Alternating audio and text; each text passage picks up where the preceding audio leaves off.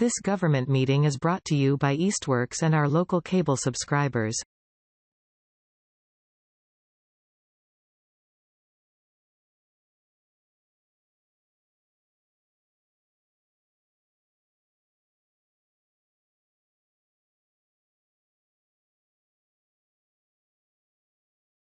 (6:02 p.m.) I'd like to call to order the August 11th meeting of the Easthampton Conservation Commission. This meeting of the Easthampton Conservation Commission will be conducted in person and remotely online to the greatest extent possible. Should an interruption occur in which the online meeting ends abruptly, both the in-person and online meeting will not be restarted. All agenda items will be continued to the next scheduled meeting. Are there any non-agenda items? Not mine, right? Okay, our first public hearing is a notice of intent filed by Berkshire Design Group on behalf of the community builders for new housing development at 385 Main Street. It's Mass DEP file 1510330, and that has been continued to August 25th, correct? Correct. Our next public hearing is a notice of intent filed by Chapel Engineering Associates on behalf of Mass DOT for a path along Route 5.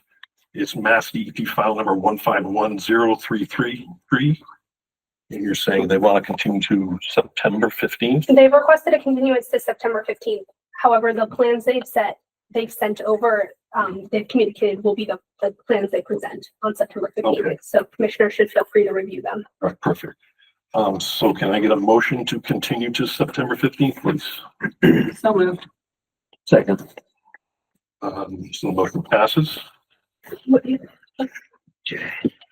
have to vote. All in favor? Yes. All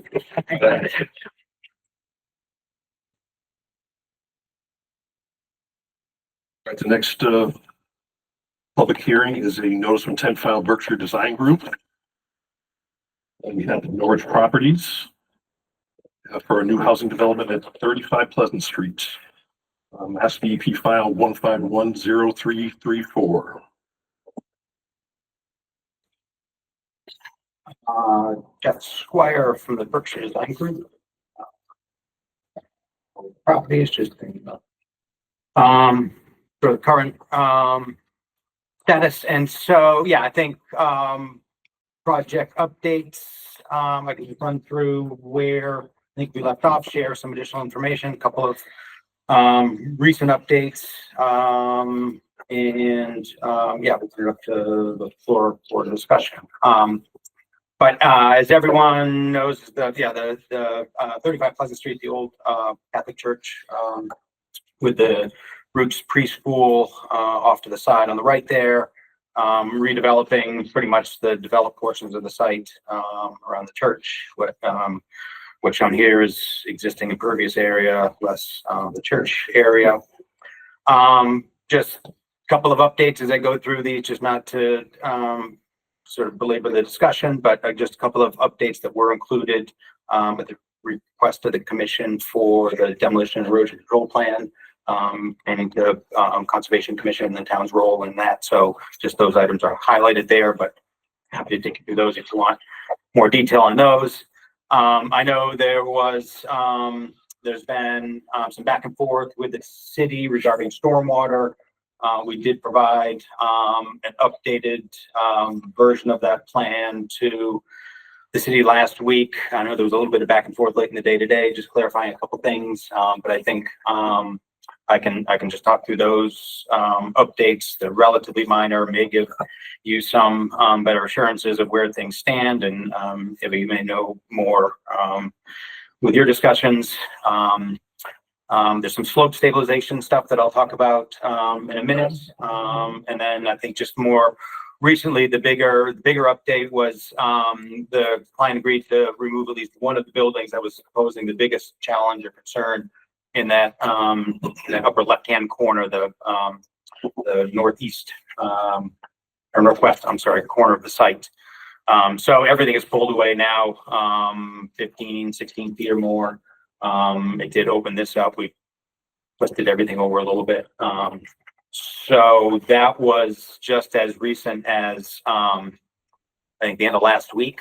And so did update grading, and impact numbers, which I just shared with you all today, so I can take you through those. Obviously, there's a reduction in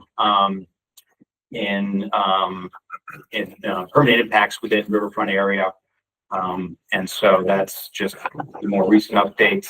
The other clarification that these included.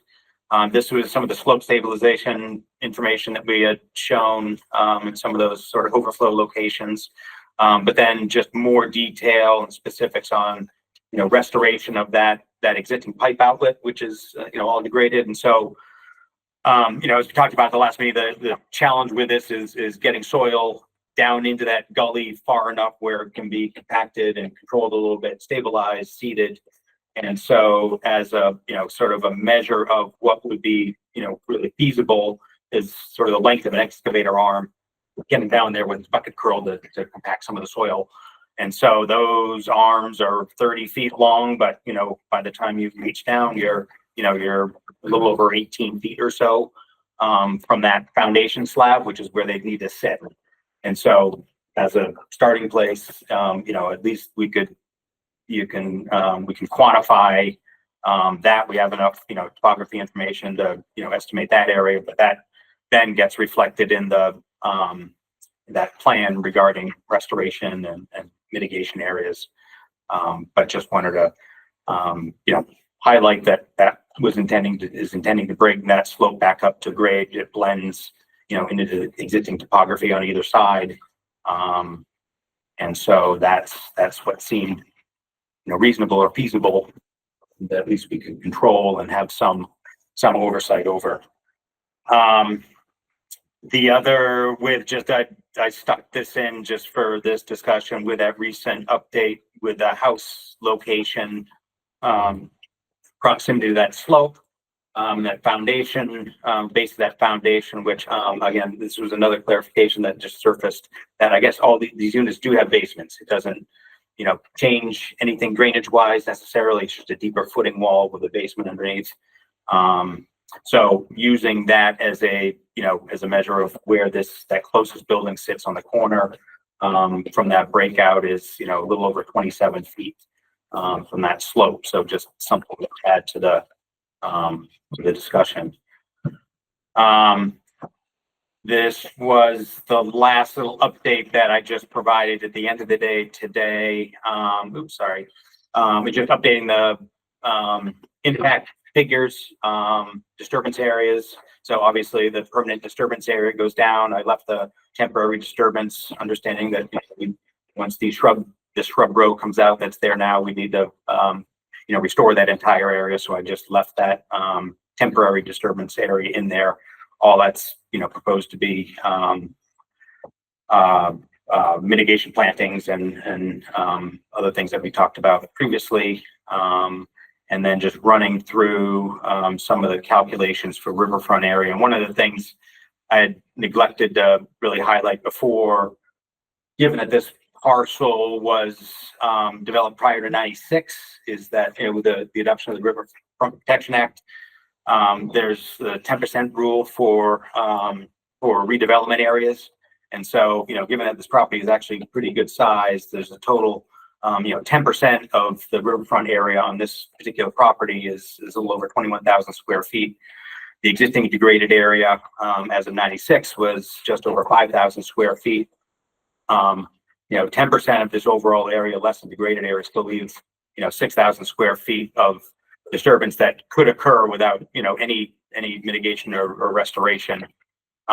We are, obviously proposing both of those across the back of the site in areas that are either previously developed or as a restoration or mitigation square footage along the bank with plantings and seed mixtures. So I think snow storage plan we had looked at previously, and so I think that was it for the plan updates. The other couple pieces of information just related to the slope stabilization question is we sought the advice or input from, I don't know, no less than 6 different structural or geotechnical engineers.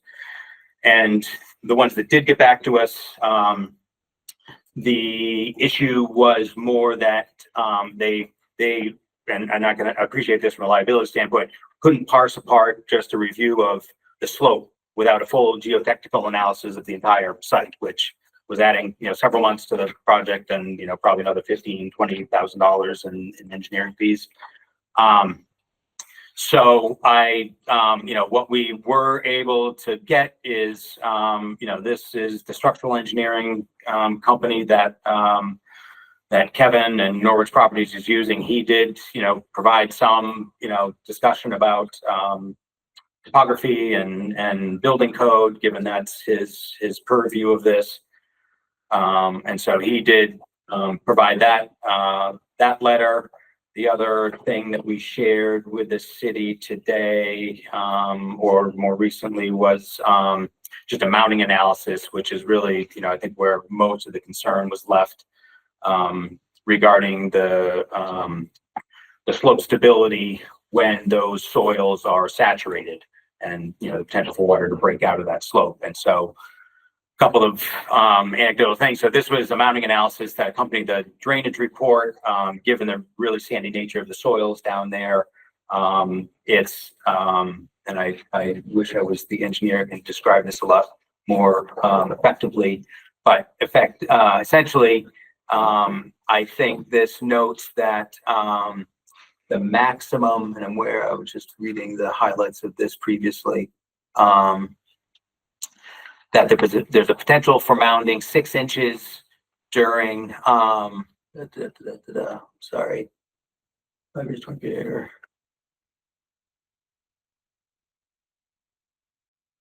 saturated, so the maximum thickness of that saturated area is approximately 5 feet. And the groundwater mounding that's resulting of that is just over 6 inches. Because the material is so porous, it drops down and infiltrates much quicker than it moves horizontally. And so that was, what we were able to provide as a supplement to, to that other information. So I think, at least in terms of what we were able to gather in time and within budget for where we are at, that's what we have. The updates with the stormwater system primarily consist of a subdrain. So underneath, this is all still porous asphalt. There was some concern about higher groundwater in this portion of the site, and its ability to drain up here. So to alleviate that, we introduced a subdrain within that, that reservoir layer beneath the porous asphalt that collects also the infiltration trenches in the back. All that is then tied to a new connection in the street, which posed a challenge for us in the beginning because we couldn't have a real hard connection due to the amount of water we were introducing, but the small amount of water that subdrain produces is comparable to the amount of water that sort of runs off the site into the street now. So that was a reasonable way to deal with that overflow and some of those groundwater concerns. So I think those are the major updates, unless there's anything that I missed. And happy to answer any other questions. I have a letter from the city engineer as well. Okay, sure. She's been actively reviewing, including it addresses some of the materials that we received today from Jeff. So we can take a look at that unless the commission. No, please go. Okay. So this is from, I think I'll read the first chunk and then she goes into the stormwater standards. And then I just suggest I'll send this. Sure. This will go to Jeff directly as well, commissioners. So, okay. I'll start here Here are a few takeaways from Diana Smith, City Engineer's review. A portion of the northeastern porous pavement may not meet the 3-foot separation requirement between the infiltration structure and the estimated high groundwater. This portion of the porous pavement in the northeast corner now has an overflow to the city stormwater system. A number of the infiltration trenches, same story, between the infiltration do not meet the 3-foot separation requirement between the infiltration structure and estimated high groundwater. The trenches are deeper than the porous pavement, and therefore the required groundwater has to be deeper. 5 of the trenches that are in the northeast corner of the site now have an overflow to the city stormwater system. This is another note. The commission has reviewed this before, that the O&M plan for the porous pavement is key. Okay, now we're going to go through some of the good stuff. The Mass DEP storm infiltration DMP should be at least 10 feet from the structures. Not all of the infiltration trenches look like they are 10 feet from the structures and should be adjusted accordingly. Based on the city ordinance, if the trenches are built to anything greater than a minimum depth of 3 foot, the 10-foot horizontal separation between the trenches and basements will be required.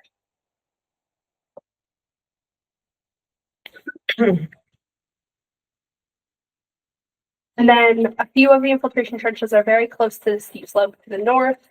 If there is concern as to how the infiltration trenches, practices close to the slope will impact slope stability, per Mass DEP, for infiltration trenches, they must be further than 100 feet from the slopes, greater than 20%.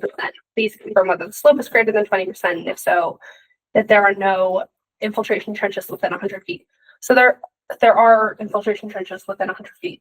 So then this goes, which is what Jeff Squire was discussing with the mounting analysis.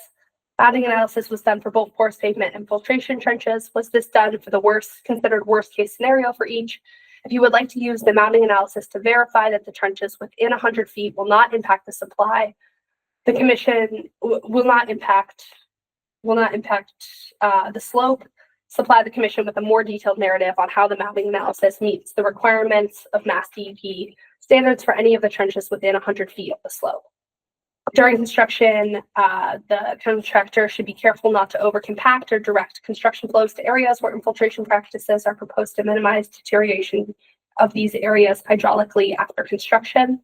To address the concern regarding sheet flow to the north, as noted in this resubmission and supplemental information submitted previously on July 14th, 2025, the designer has added a turf reinforced mat to areas along the slope that will receive stormwater flow.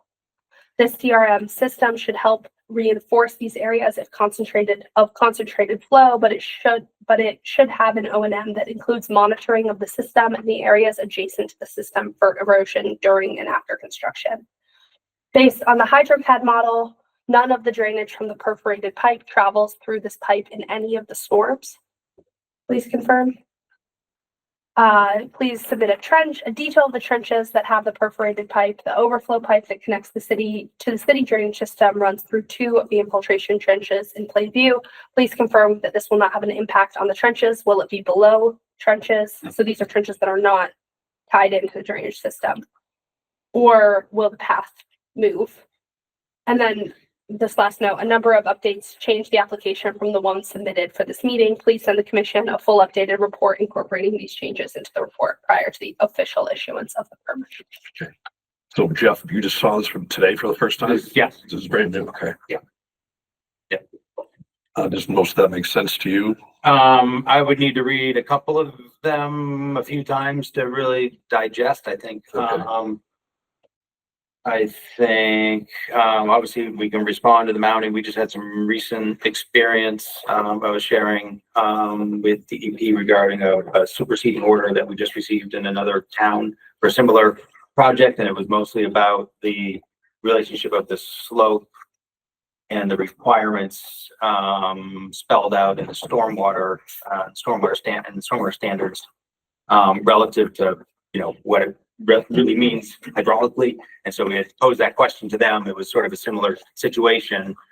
And they, we had made the assumptions going into our response, and they, their response was issuing a superseding order that didn't discuss it at all or didn't have issue with, what we were presenting. So we assumed that was a correct interpretation. So we can go through that. Obviously, I don't have the ability to do it tonight. The rest of it, I think the pipe connections, all of that makes sense. The details, certainly, most of that seems pretty straightforward. I don't, there's nothing that concerns me too much. Yeah. I'd have to talk to our team just first. Yeah. Any questions from the commissioners? I just have a couple of questions about the overflow and different like groundwater related things. That overflow pipe or I guess the under drain or whatever we'll call it for the, do we know exactly what the elevation of that will be and how that relates to the elevation of groundwater? Like this, I just want to make sure it's not actually actively draining groundwater during high, groundwater times of year. No, and so, yeah, so that northeast corner of the site, the challenge there is that we met the 2 foot groundwater separation, but not the 3 foot. And so we don't anticipate that will be within seasonal high groundwater anyway. It just doesn't meet the city requirements, city ordinance of 3 feet. That sub drain is at the bottom of, I have to make sure I understand, but it may be in the top of the reservoir layer, is where that may show up, because you'd want to have some ability to store water in there. It's an overflow.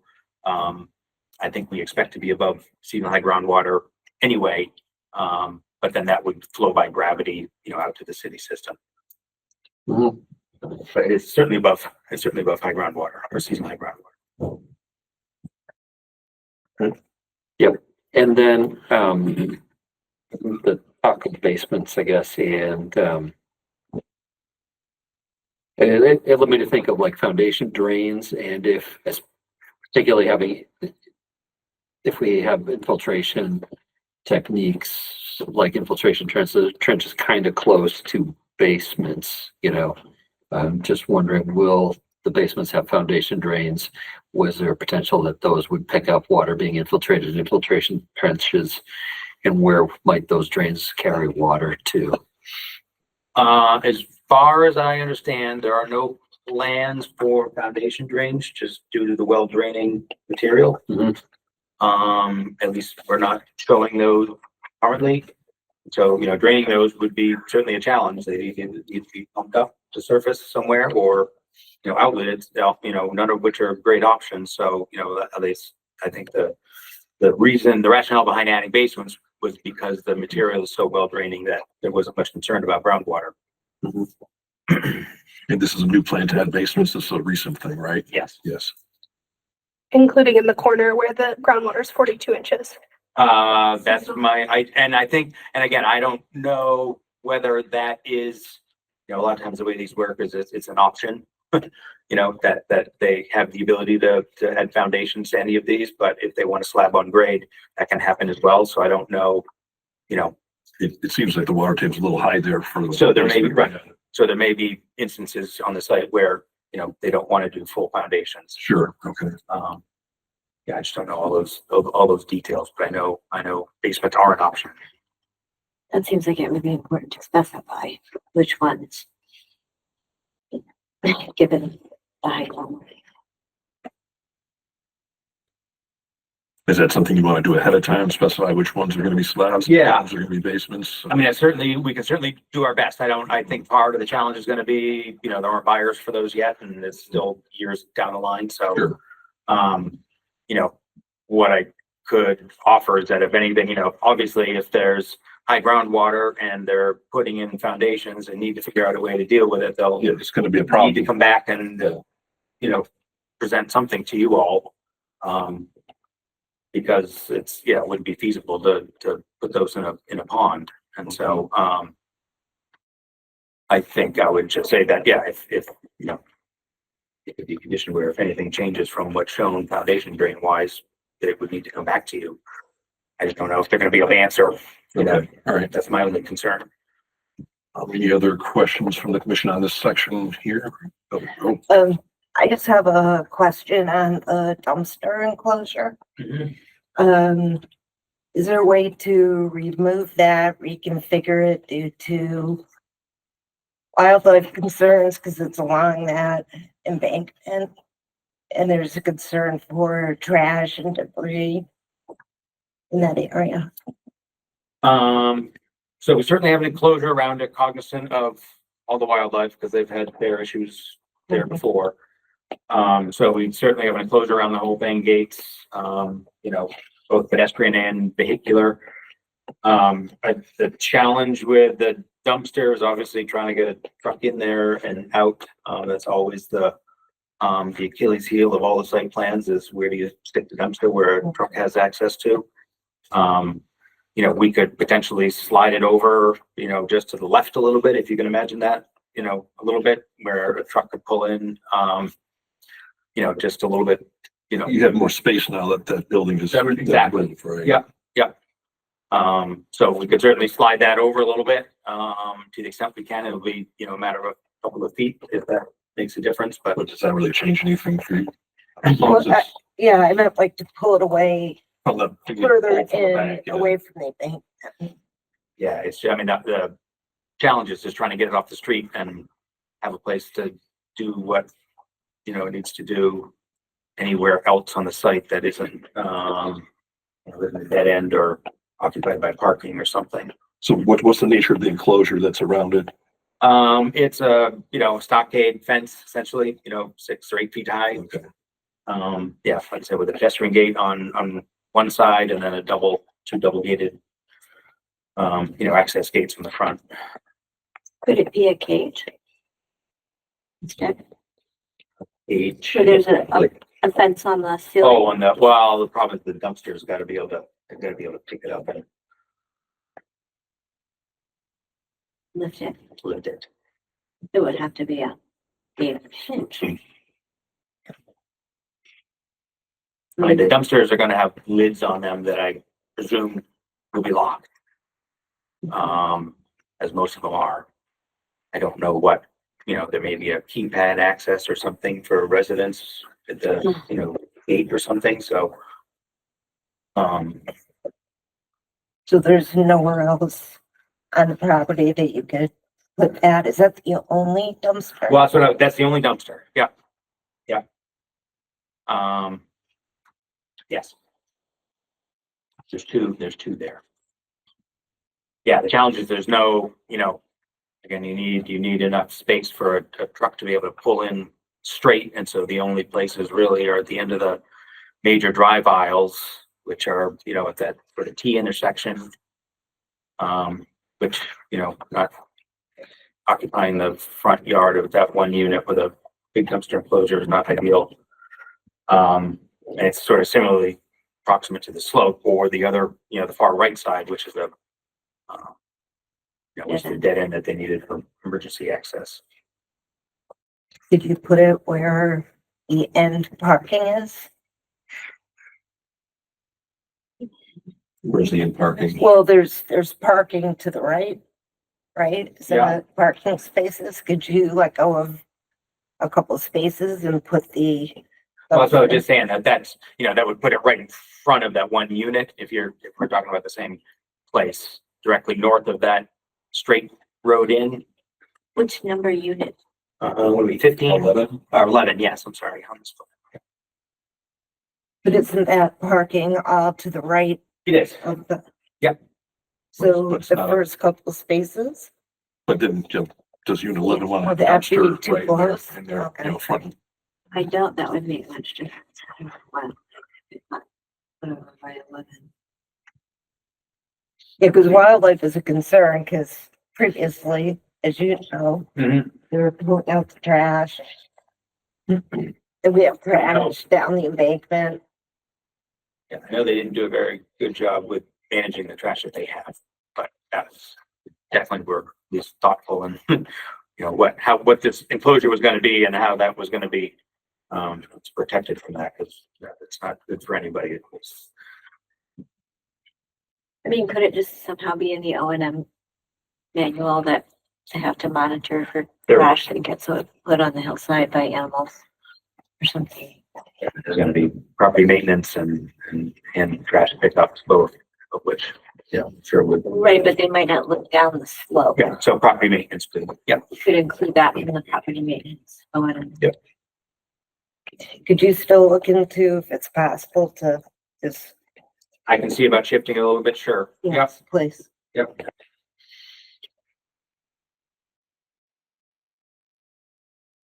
Gonna say, you're picking an air. I didn't know if you were gonna. No. Constantly. I was just gonna say something dumb. Like in front of the church probably isn't an option, is it? No. Yeah.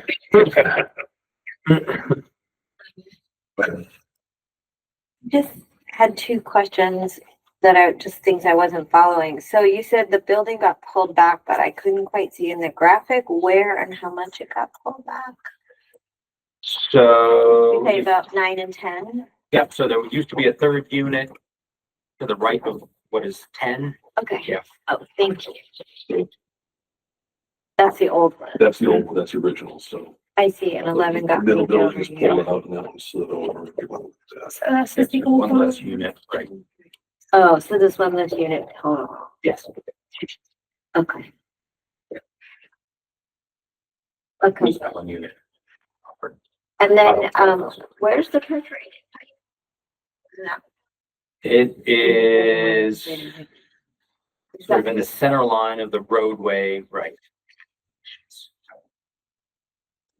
And can you just say again what the purpose of the perforated pipe is? So the concern was that because groundwater didn't meet the 3-foot separation in the Yeah. city, and that there may be a potential for, that to surcharge or not have a way to drain.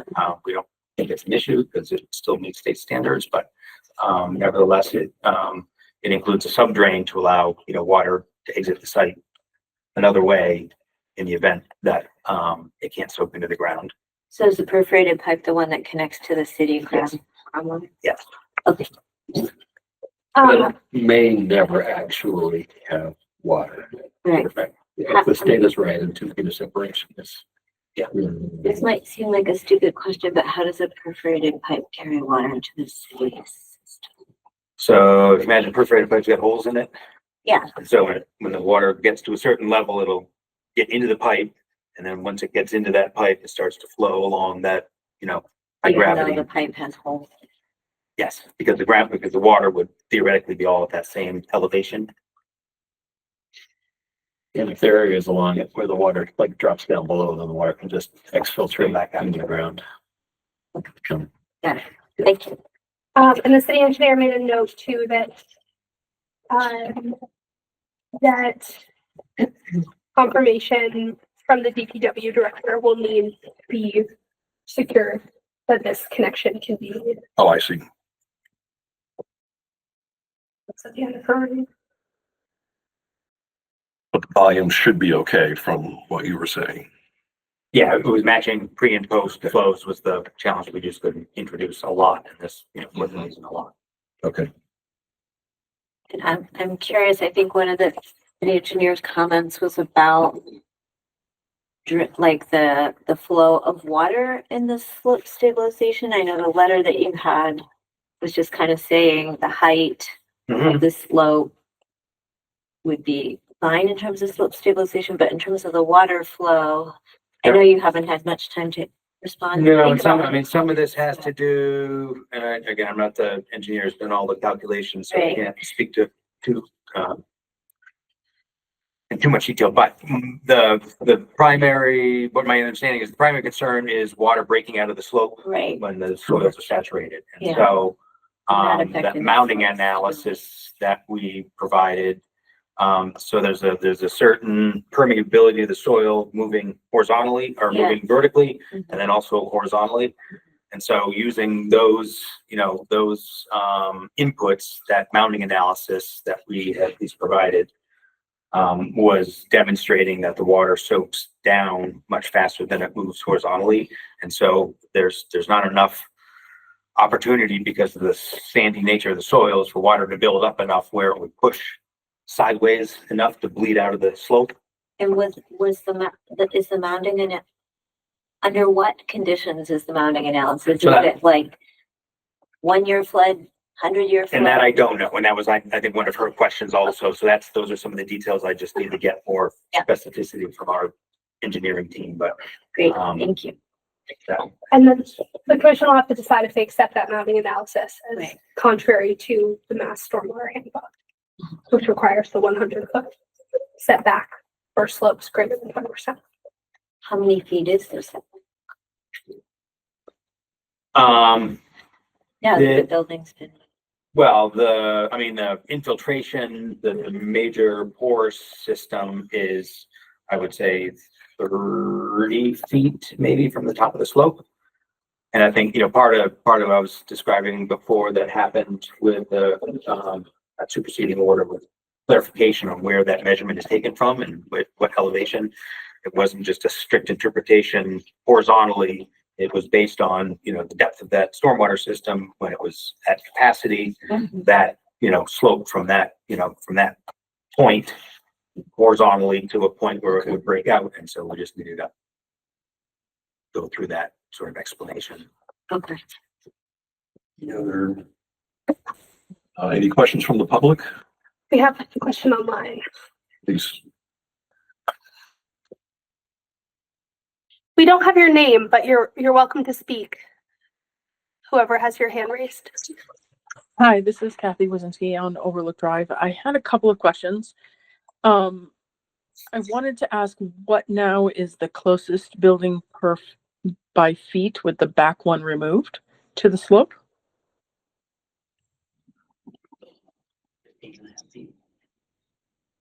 Yeah, I believe it's 15.5 feet. Okay, we have a plan that shows that. 15.5 feet, okay. The other question I had was, it still seems like the porous asphalt is the primary, if not sole, management of stormwater for the site. And it's in my research, it looks like the porous asphalt is only rated for a small storm, but not for medium and large. And I wasn't sure if that had been addressed. And I know there was some discussion about sending this stormwater plan to peer review. It seems like it's fairly complicated and there's a lot of back and forth. I just wasn't sure if that was something that was going to be happening. I did hear lots of discussion about the slope, and it might be okay, but no geoengineering engineer had been willing to or had been able to test it to verify that, if I understood correctly. So I was wondering what the status was of all that and when that might be resolved. Thank you. Thank you.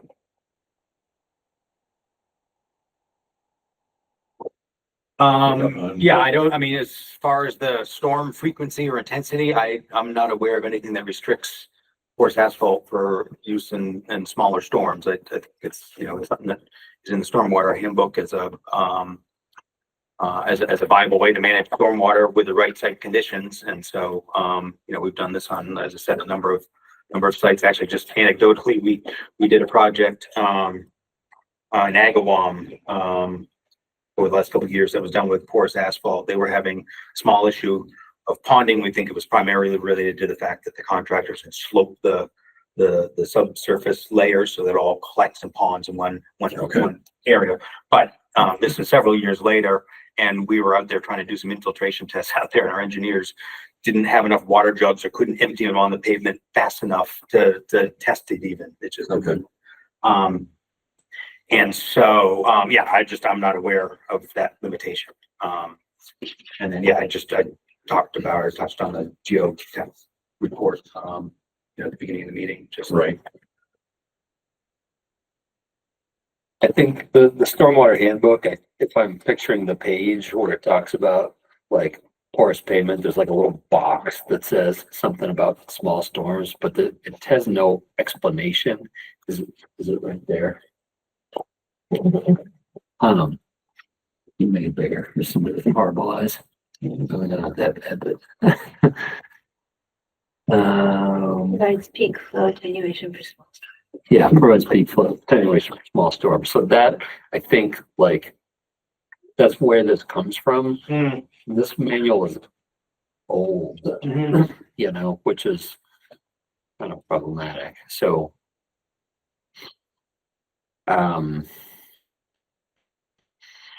and there's just really no, like, what's a small storm?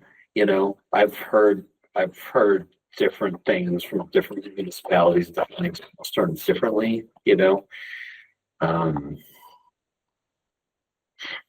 My personal opinion is that this is a redevelopment project, so it's like, you know, it's going to be a huge improvement compared to what the site is now, and it'll be a good opportunity to see what this does in Easthampton at a large scale, you know, a larger scale. But you know, if anybody else knows where the statement comes from in this handbook, or how like this gets enforced or looked at by DEP or whatever, that would be useful information. But you know, sounds like we've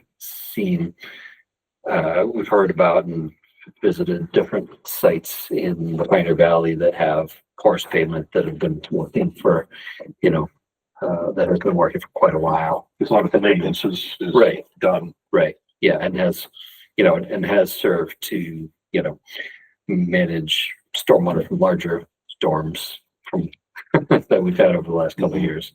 So I don't know. That's all we got to go off of here. If it said like can only be used for peak flow attenuation for, you know, 2-year storm lower, then we'd have something, you know, more to talk about. But it's kind of hard to say what this means or what the source of it is, you know. My concern is that while all of it sounds good, if it all works the way it's supposed to, that if it doesn't, we have the riverfront so close that could be damaged. If it was like in the middle of the city, kind of away from the river, I was worried about whether you have some pretty big resource area, but it doesn't. So, like, we need to kind of do a little extra due diligence to cross our teeth and dot our i's, so to speak. Like from my perspective, I think the due diligence is the commission just having good language in our orders that it gets constructed properly, maintained properly, and that it doesn't get replaced with traditional asphalt. If 2 years later or yeah, something. if somebody gets frustrated with it or something like that. Can we go back to the gully where the outlet pipe is coming out and talk about that reconstruction area or that repair area? I don't have that sheet yet. Should have been in that first full sheet set that I sent you. It was included in that. Didn't see it either. LC, I think it's LC 702. 2 or 70, yeah. From which date? This would have been, let's see.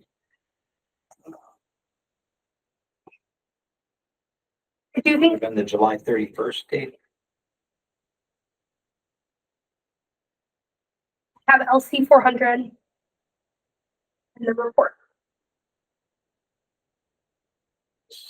And I should have sent the full updated package of drawings. Yeah, it's 702.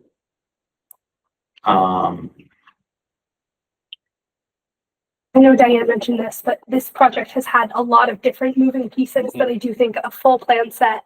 And that was, yeah, so I thought I had that out last week. I thought that was at least my intention, is that there was a full site plan package that I thought I sent to both you and Dylan, just to try and capture all of that, less this last update with the 2 buildings is the only update. Don't have it. Okay. So, I can share. You can share Yeah. and then we should have the drawing. There we go. But yeah, a full plan set and a full report with all of the extra pieces that we've received individually added back in. Okay. With the key for the permit formulation.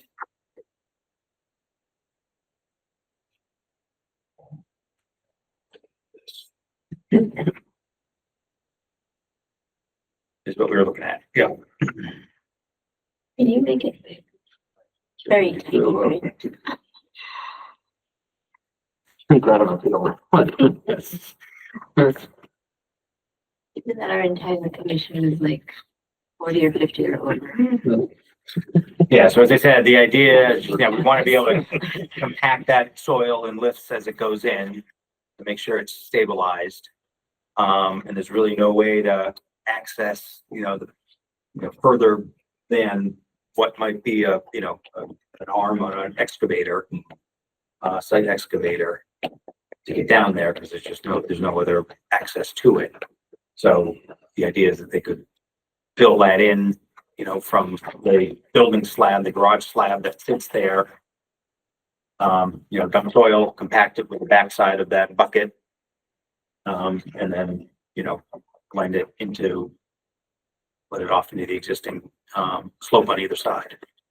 And then that would get stabilized with that same matting that we talked about previously, and seeded with that same mix that we got on the hillside. What phase is this going to occur in? So this was one of the things that we talked about last time in the facing, that, some of the stormwater still utilizes this outlet. Right. So part of the, demolition plan includes, some barriers below this in the interim, but there's still stormwater that's got to be, flows that have got to be maintained. It's about half of the site. The church will come off, that entire left side of the site would come offline. But that's got to remain for the one or two other basins that I think empty into it still. So yeah, it's going to be, so this wouldn't happen until the final demolition of the barn or the garage. Right. So this is the final repair, final plan, but is there an interim that you're going to do just to protect from more erosion as those get through phase one of the project? Yeah, so there should be, so we did show additional couple of rows of erosion control barrier down below that, Okay. to create some settling pools. I'm not sure what else, again, access. We thought about riprap or some other things, but again, getting it down truck there. access is, yeah.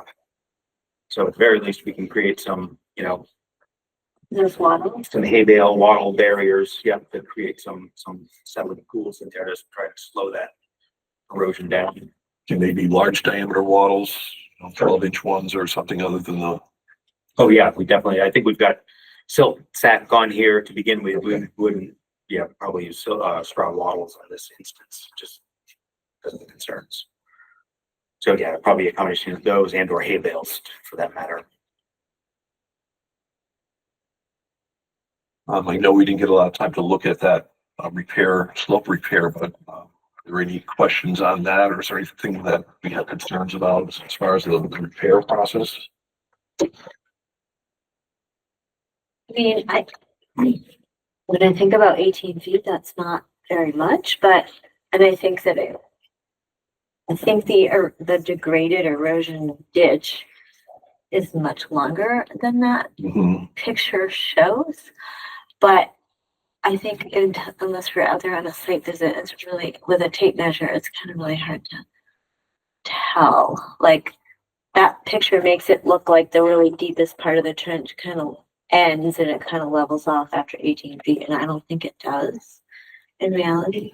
I think the deepest part is at the top, but then there is still a is. gully past that 18-foot line. Right. So, I mean, I don't know what you would do if it's more than 18 feet, if that, Right. as far as the Arnold Ditch, anything else would have to be done by hand.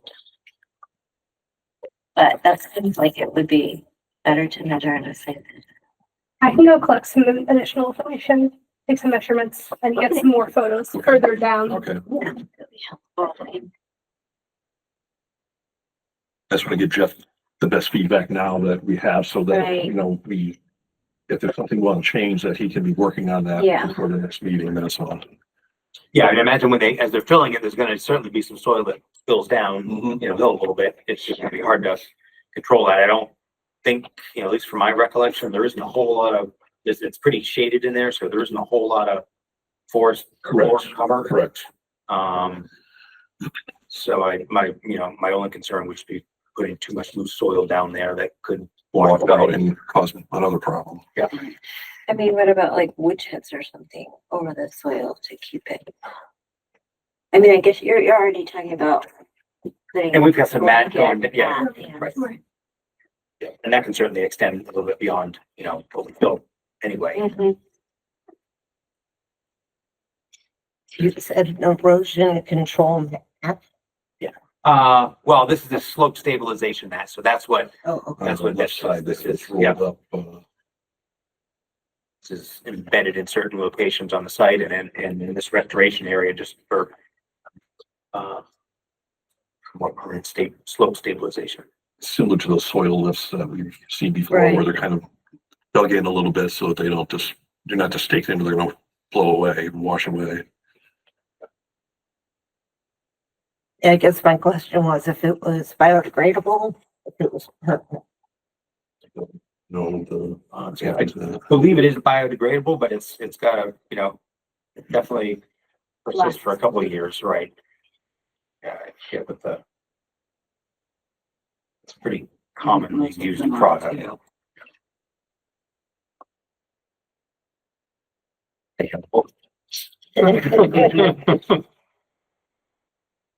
well, do we want to recommend something that doesn't break down, or is that, Well, if we have a hunk of plastic on the hillside, there's, you know, it's the balance of, right? you know, I mean, I would think 2 years would be hopefully enough time for this slope to be stabilized with seeding and.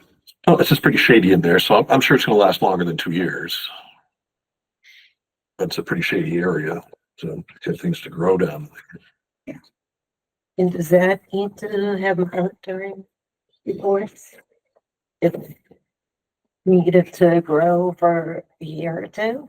It probably should be one of our conditions to, you know, monitor that. Okay. To make sure that it's being successful, right? As part of the O&M plan. O&M plan or order conditions or, Yeah, so like O&M plan and then also conditions for things checking on during construction and then to have, you know, by certain performance standards for issuance of a certificate of compliance. right.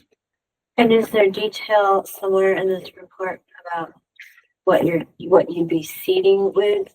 Like, Yes, so stuff that grows well in the shade. yeah, we do. That is we do native. seed mix. Yeah, I mean, obviously the time of year is gonna make a difference, but there is, here. There's some information.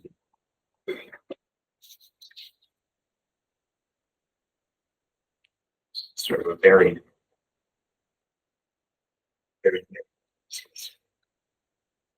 some is a little more sun dependent. It's sort of an all-purpose.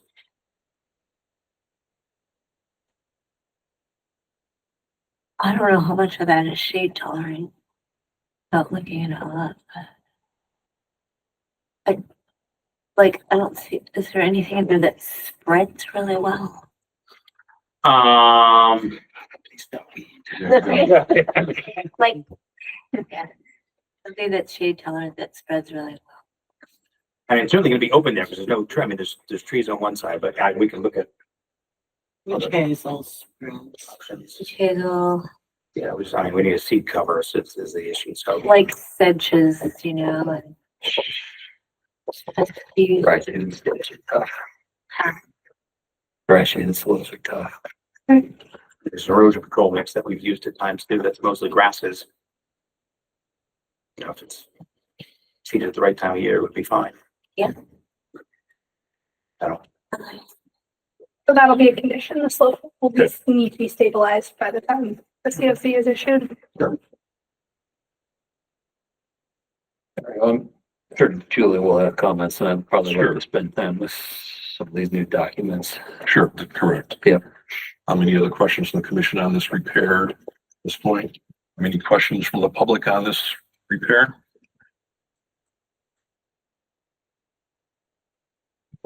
In person, okay. Did that answer, we had three things that we were at the last meeting that, were kind of the items that we were going to check into. So I think this kind of covers those three things at this point. Right. And we'll look for Jeff and BDG's responses to the Correct, yeah. engineer's comments.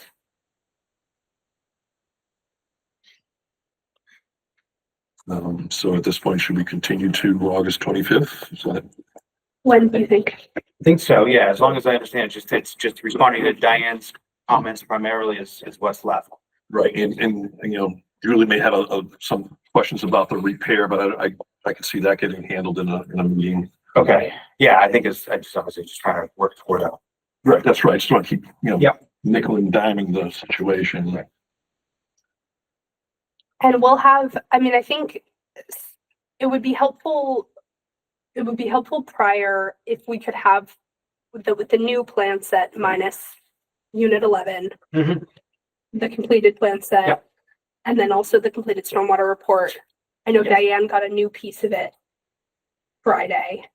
Sure, and she was something- it was requesting some little pieces of information, so it's stuff that we wouldn't have included in the initial report. Okay. Right. So just sort of supplemental information, and if she wants all of that in one document, we can certainly do that. Yeah, I think think we we would should love it do- all stitched together because Sure. it's been Sure, pretty yes, challenging yes, no, I within the agree. city I to agree. track all of the loose pieces of it. And then the commission can take a look at that, and if the commission has additional comments, we can try to get them to you. It'd be nice to have it a little ahead of time also, that's all. Yeah, no, I can issue a full set with the updates, in the next day or two. Okay. Certainly, because we've got all those. I apologize you didn't get that. I thought I sent out end of last week. So yeah, I'll certainly forward that. We have all that, and then we'll update the stormwater stuff depending on but how that conversation goes with our team is what we need to provide. But yeah, we can certainly do that. Yep. Anything else? Can I get a motion to continue to August 25th? Motion to continue. Second. All in favor? Aye. Motion carries. Jump on each other. Thank you, everyone. All right, thanks, Jeff. Thanks, Jeff. Made a motion. We get my name in the minutes. My turn. Commissioner, this is still in Maxfield, he's this associate planner who works with the planning board. Good checking this out for all. Planning board at the same time. I figured it'd be best to kind of be in the loop, see what's going on over here. Thank you all for stepping up and doing the work. Fun time.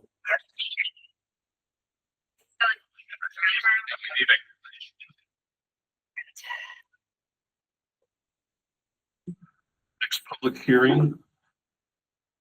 An abbreviated notice of resource area delineation filed by Fleetwood Environmental at Sovereign Builders. This is a parcel map 120, parcel 18, Target Street and 15 Hill Road. We have someone here to talk about it. I David Cameron, Freeman LLC, on behalf of Sakura of Sovereign Builders Incorporated. And we're here in front of the commission seeking an ORAD to confirm resource area and buffer zone boundaries on two parcels. One is identified as Torrey Street and the other one is 14 Pine Hill Road.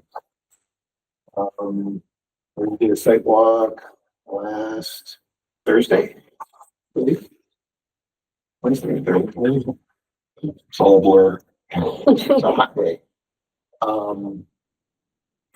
There are, and Eva, I sent you some new plans today. Yep. I have hard copies of those new plans. They're not, the only thing that's changed is that a couple of slides right around W7-216 based on DEP's comment.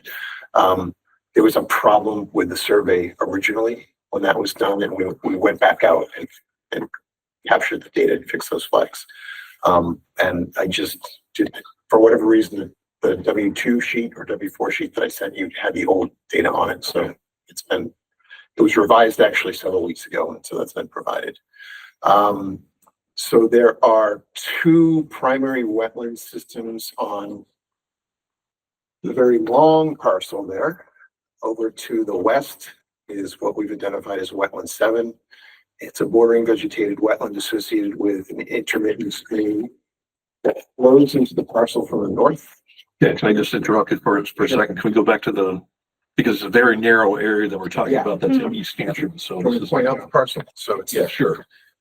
this is the primary parcel we're concerned with here. It goes So all the the way, rest, everything. almost to Drury Lane. Northampton. And then this guy here, I believe, is 14 Pine Hill. 14 Pine Hill Road. Which one was it though? 14 is this one right here. Can you just put which direction is Torrey Street on this? Yeah, Torrey Street is right here. It turns into Glendale Road when it hits the Northampton line. Just all agree on road names. No. Sorry to interrupt you. Yeah. No, That's okay. And so again, on that long parcel, and that's where we found the resource areas, is that big long parcel.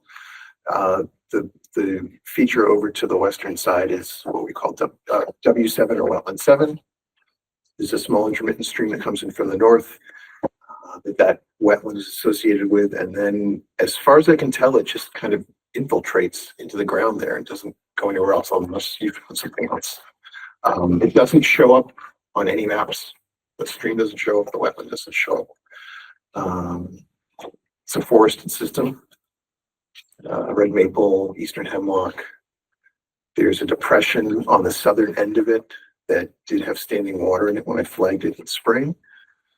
So that's that one. And then over to the eastern side, that is a bordering vegetated wetland associated with an unnamed tributary to Hannum Brook.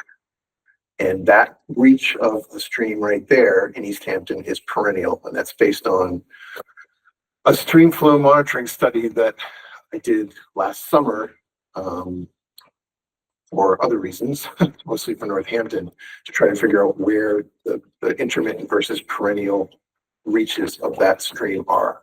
So the portion that's in Easthampton is definitively perennial, based on monitoring, including into and beyond the drought of last year, and that still had flow in it then. So there's one buffer zone associated with the BVW there, and there's a 200-foot riverfront area associated with the mean annual high water line, and both of those boundaries were flagged for that system. I think that's all I have. Can I ask a question about the map? Is the pond delineated on there on Torrey Street? On Brinky's property? Is that in Easthampton? I don't know. That's why I'm wondering. It's not on the parcel that my client owns. Correct. Breaky is a piece in front. So some abbreviated notices of resource area delineation delineate resource areas with the other property owner's permission outside of their property of question. This particular ANRAD is only delineating on the parcels in question. I was just wondering if that stream flowed into the pond. I think it does. It looks like it does. Yes, it does. And then it continues, it goes underneath Torrey Street or Glendale Road, depending on where it flows. And then discharges to what the maps call Hannum Brook. Hannah Brook, yeah. Familiar with that. And that goes to Manhan River. Thank you. So the commission we can review the site visit Let's photos. look at some photos Yep. because some people were not housed on the site visit. So this is where we pulled in. Be helpful. Do you want to sort of point how as we go? Where? I can try. I'm not really well oriented on this in terms of where our launching point was. Yeah, so we came in, I think, Came in here, off of Glendale, and then I think we were right up here okay. Pretty close. on to the there, yes. Northampton line. Right. So this is a former gravel pit. Do you want to share anything about the land use history? Only that it's been in some kind of sand and gravel operation for a long time. It's been a while since I looked into it. I think it's been close to 100 years. 7 years, I can't remember, but it's been an active sand and gravel operation for a long time. There's still a little bit of material that's being removed. Is that correct? No, we're not removing anything additionally, whatever was removed, but there are stockpiles that are going to be processed and used for the road and also used for other projects offsite. There's probably 30,000 cubic yards of stockpiles that are rock and gravel that are gonna be processed and used there and elsewhere. That's on the Northampton side. Yeah, we parked on. Some of the stockpiles are on the Easthampton side. Right. After you go through over the stream. Correct. There's a fair amount of mounding there. It's on the Easthampton side. So now we enter into the stream system here, and we started on the end and we walked, I believe we walked clockwise. Yes. We walked towards, I think we walked on the Northampton side. Cross and keep up. Clockwise, yep. Came over here. So that gives us, we walked in order. So 125, I think they also just, To So just blow up there. Yeah, so it's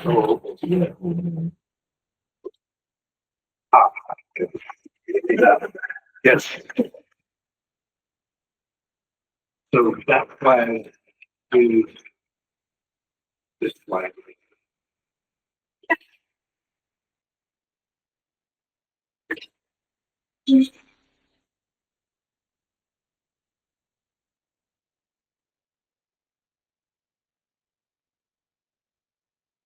this is what the river looks like right now, stream. Inside the BBW line. I think this flag was not one of your flags, right? Not one of mine. Used to be surveyed. there's a lot of different flags out there from other surveys and Yeah. But this blue one is mean annual high water.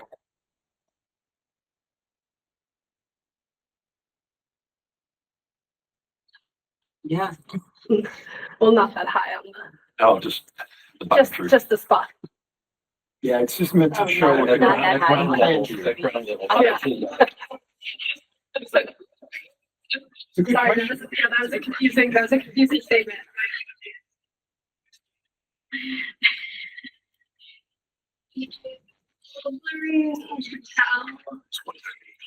That was 130. That. They were doing the soil. Yeah, we were looking at the soil I here. can't tell from that picture if it's model. Yeah, this was the spot where we looked and found hydric soils. We were within the boundary That's line within here though. DPW. Yeah, Yep. it's kind of the lower floodplain of that stream where materials been washed up into the floodplain. R1, 122, 2-2 or 3-2? 122.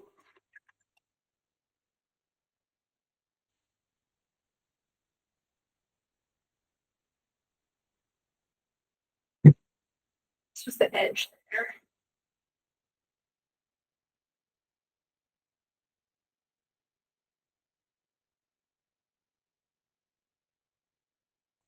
The 1-6.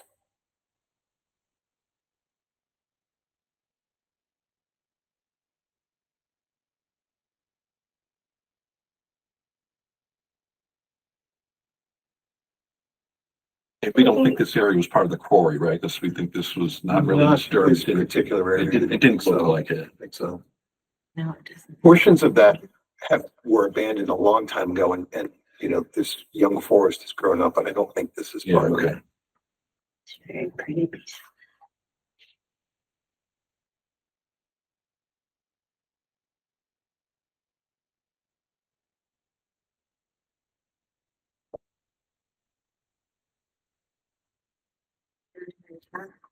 Hmm, No. 213.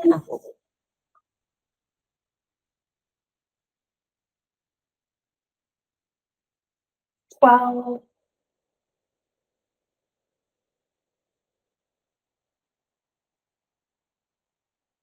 R1, 205. So we're.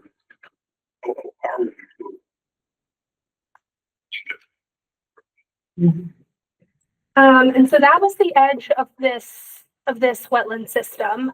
And then we went up and found the found the pipe that is the stream, the culvert where now we're into Northampton. Right.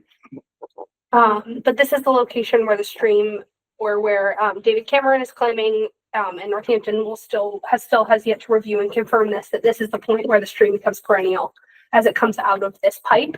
The stream itself flows through this pipe right here, this culvert. And when we were there, it was barely flowing, hardly flowing. There was an additional pipe flowing here, flushing water. Yeah. At this time of low water from an unknown source. Right. That's where all the water comes from this time of year, that other pipe, which But we don't know where. predates the previous owner, who also works. Doesn't know where it comes from. Regardless, in Easthampton, we're working with a perennial stream. No question about whether it's perennial. And from Alan, Jay, and I, the flags seemed like they were in the right Yes, yes. locations. They certainly did. Yep. Then we went over so we walked through the gravel pit to the other site. When I had spoken with Commissioner Busa about this property ahead of time, she wasn't able to make the site visit and she's obviously not here this evening. She expressed concerns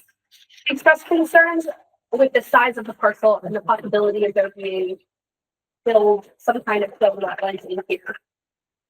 That from the years of human interference in the parcel that would have been hard to identify to like a less specifically trained eye. So that was her concern about this parcel. When we walked through it, there wasn't anything that indicated that was the case. But it's a large parcel. It's a big area, so Yeah. the areas that See the whole thing. the areas that were flagged looked like they were flagged correctly. It's just that there's other areas that we couldn't cover everything to see the whole skinny parcel. And, with the disturbance, it's hard to know what it really looked like. I think I'm missing, I can go ahead and pull up the images from the second half. The second half being The- wetland 7. Wetland 7, yeah. I ask a question. in the meantime? Sure. Yeah, so is the purpose of this for you to delineate the wetlands for a potential future disturbance? Well, this is to delineate the wetlands. There is no project in front of us at this point about any You're construction. solely delineating the wetlands. That is correct. We're trying to, go ahead. Is a, model of some kind of isn't that the project? That's not in front of us tonight. We're just trying to deal with the delineation that's being done. So in the process, Yeah, the applicant asked for a delineation with the anticipation of potential disturbance later. We assume that. Yeah. So once this is locked in, it's locked in for 3 years, this delineation. So it's just to get this identified so that it's not part of a future project.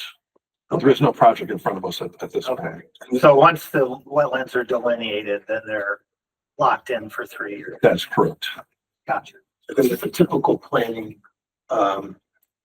phase, in order to figure out, what options are for development. It's be good to figure this part out first because you don't want to invest a lot of money into design only to find out that there's disagreement about where the land boundaries are. That could completely change everything. Okay, yeah, that's why I asked. I just want to know what the sequence of events was.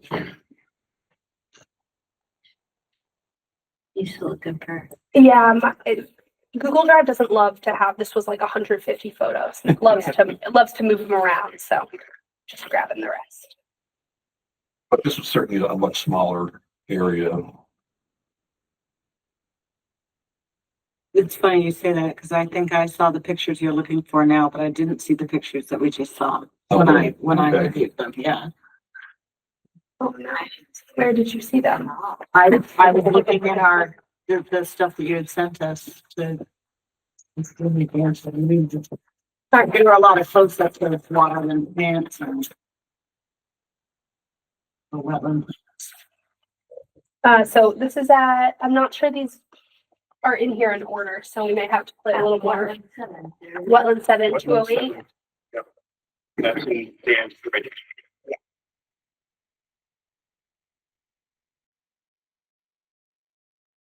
So this is kind of what the outflow of the wetland looks like. At this point, you just mostly identifiable by the squishy ground, the water stained leaves, the wetland vegetation. But it sounds like there was standing water here in April. In the area that was a little bit down gradient of this, that was mostly just water stained leaves, that depressional area that had standing water. And there were some pockets just upgrade of there, but So this is what the channel looks like, the intermittent stream as it flows into that area that we were just at. Yeah, these pockets. So this is like what the area in between the two wetlands looks like. So it's been disturbed quite a bit. We're in here, we're in the wetland again. We're between them. Between wetland 7 and the Exactly, Perennial and stream. wetland 1 and 2.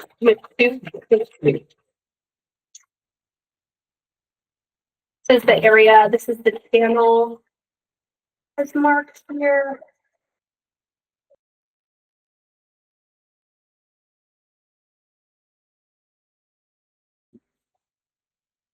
$215. 16, the weird area you mentioned, or? yeah, I have you guys should take a look at this one. This is the right 16.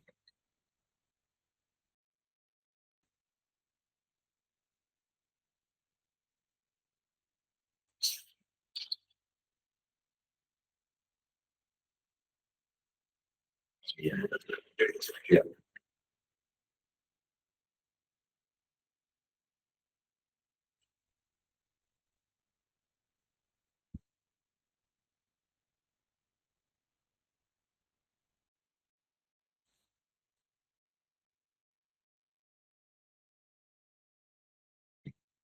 Is the fact that there's this separate wetland 7 part of what makes Julie think that it was disturbed in between? I think her concern was primarily due to the historic use of it. And that, we don't have any historical information about the wetlands on this property. We don't know if they've been heavily disturbed other than some anecdotal discussion. Sure. We delineated, for what it's worth, pretty much every parcel around us on the Northampton side, which is also within the historic sand and gravel mining area. And based on what we found there, the majority of the wetlands that we flagged appear to be there because of the mining and digging down and intercepting groundwater, seasonal groundwater. Oh, So I think, created a wetland. yeah, I think most of the wetlands that are on the collective site, all those properties, are mainly there because of the sand and gravel operation. I wouldn't say wetland 7 falls into that category. That appears to be pretty natural. I have a question. Could you say your name for the minutes? My name is Keith Whitcomb, 12 Pine Hill Road. Is it, maybe I misunderstood it. There's this mystery pipe that comes in from Northampton that flows into these wetlands that are in Easthampton. Is that correct? Where the pipe outlets in that photo that you saw? Yep. Near the other big pipe? that is in Northampton. That's correct. But the That source of that water, we I just don't know. on It the- could, it very well could be a spring that was covered over, or a wetland that was covered over and dealt with previous. That's Northampton's issue, but if that doesn't get addressed properly, my question is that runoff, that pooled water is coming down this intermittent stream area. Am I correct in saying that? This is a perennial stream here, so it's a stream that runs year round. So that stream's running year round, but you said that had very low flow in it. Except for the mystery, pipe, correct? Yes, so on this side, so we're looking upstream, looking at that pipe. On That's the the down, mystery pipe? no, that's the actual pipe that conveys the main channel. That's the mystery pipe over to the left. And that your site visit, that had more water in it. Mm-hmm. and that's coming from Northampton into Easthampton, correct? It's Northampton right there. Where it comes from, I don't know. I just can't We'll say. say it's actually angled towards Pine Hill Road. Not that really tells us anything, but the direction that that pipe is pointing at. Pine Wherever Hill. the source of that water is, when the flags were put in, they're based on that flow and that amount of volume, and so it's been identified as part of the stream. I guess I'm confused. If that flow is coming from the Northampton side, how is it directed towards Pine Hill? Pine Hill is, So we're in Northampton here at this spot, but the angle that this photo is taken at, like I'm standing on the edge looking at like Pine Hill. If I'm standing at the edge of the pool. potentially be some type of drainage that was put in from our road that way. That's potential. It's potentially true. We really don't have any information about. We didn't trace out the pipe.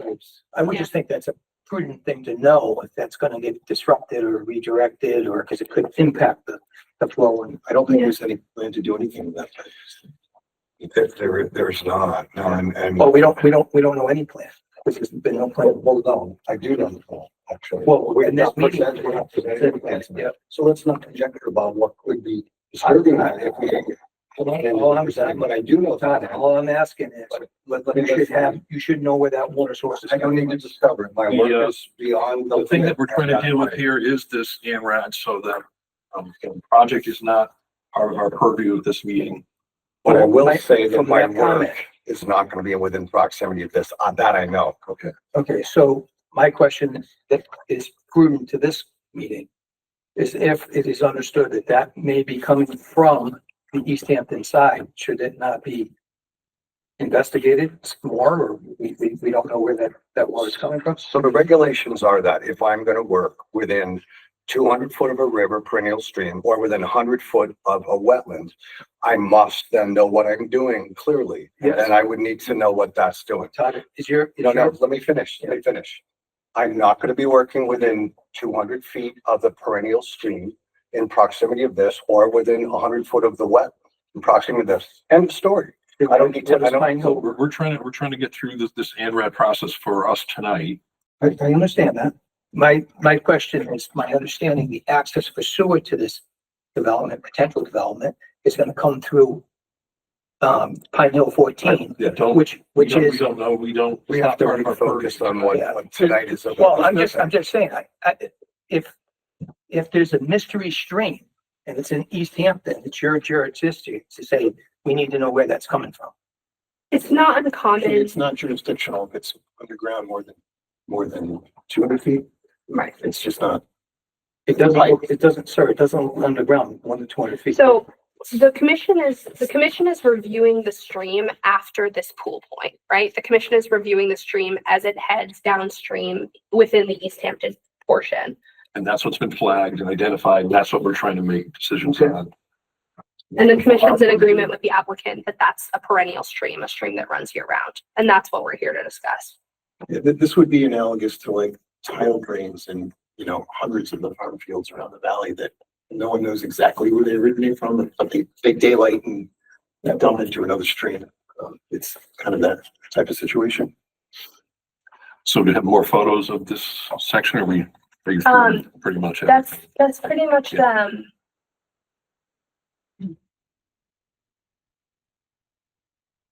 Yeah.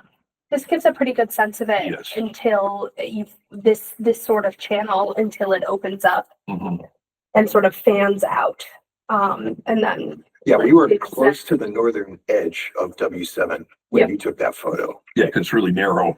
Right. That's right towards where it enters the Easthampton side.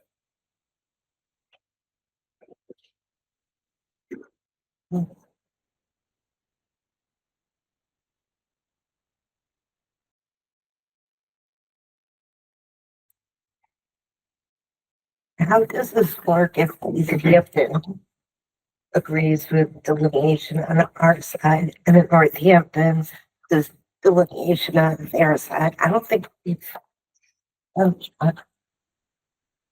Well, it's the conditions that are in our side, so that's all that you know, So whatever we, whatever we decide is if this is valid for the Easthampton section, it doesn't matter, I guess, what's on the other side, as long as these are the conditions. That's a separate Yes. And the Northampton Conservation Commission is actively reviewing their ANRAD as And well. they haven't had a meeting yet. No, the meeting's Thursday night, the first meeting. Do we ever coordinate with other Concons? You have discussions with, Yeah, spoken with Sarah, the agent, the conservation director over in Northampton. We seem to keep overlapping recently. yeah, right. We do. I know, unusual to have two projects currently going on the border. Yeah, right, well, the Alder place too. Yeah. That too. And then- So, yeah, is there anything else the commission, I guess the commission should discuss whether or not they'd like to do peer review for any portion of this delineation, and if there's any part of this delineation they'd like more images on or more discovery work on Yes. that I or myself and a commissioner could do as well. I think we were satisfied with the delineations that we saw. It's just that there's so much other area that we can't really understand. We didn't cover 100% of it, so that's where, and plus the concern by Julie that there's been a lot of activity and things could be disturbed or hidden or whatever. So I don't know what the right answer is, but she was kind of recommending to do some kind of peer review because of the size of the area. Isn't most of the area on the Northampton side? Yes, it is, I believe. But this parcel is 18 acres? Is that the This sliver, The total piece in Easthampton is around 27. 27 acres? so peer review would be on.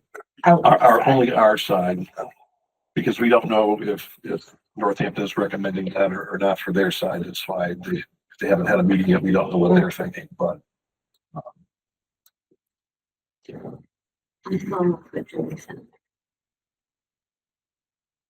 Did we have more pictures? Is that what you were saying? If you and another commissioner could go out and take some pictures for us? Just Certainly, of the areas between the wetlands.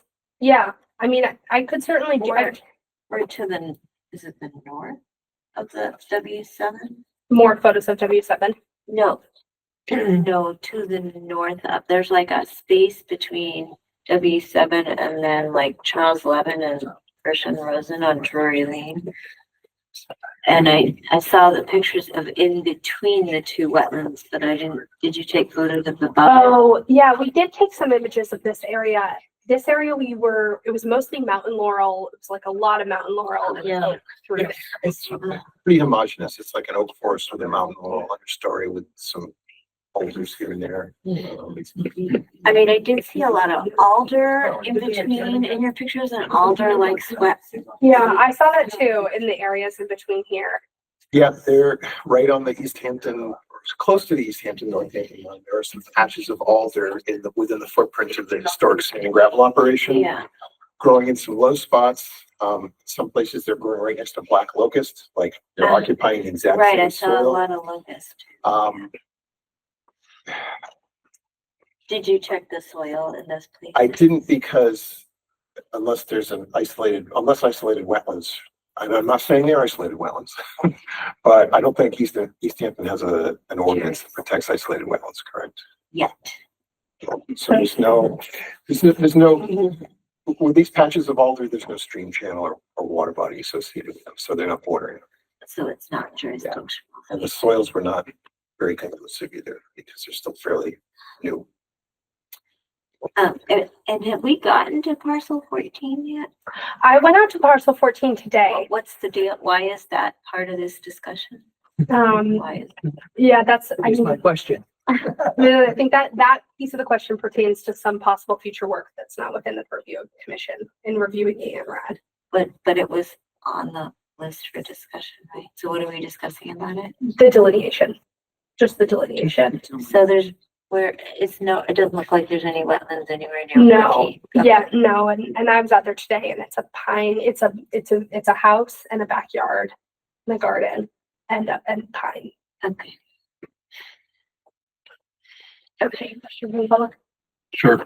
What is the dotted line that goes across the backyards of all those? Is that the 100-foot setback requirement for the This is No, the- that's just, sorry, that just indicates which sheet number and the set of site plans that is. So that's sheet 2.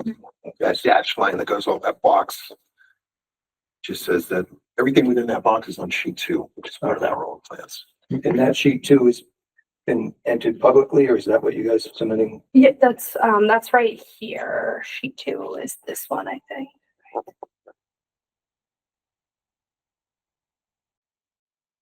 This one.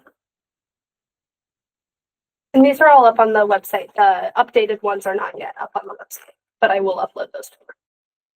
It was a minor GPS. It was like 1 or 2 flags.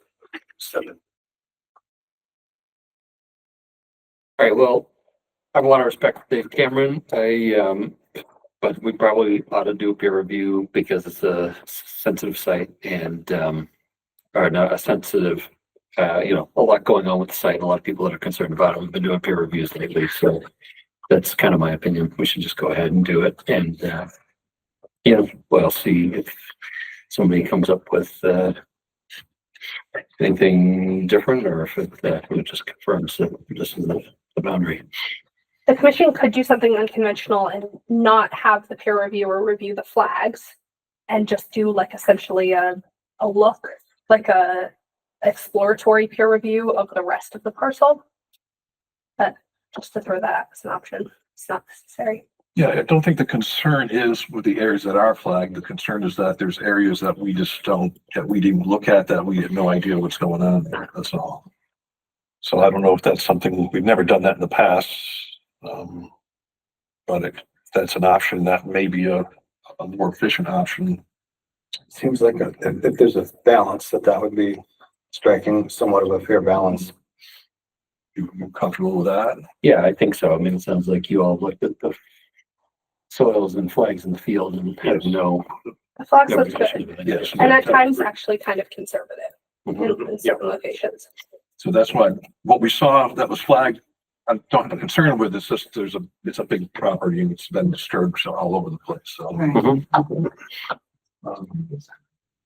is everyone else in agreement with a modified peer review of the areas other than what's been flagged at this point? Is that acceptable to everyone?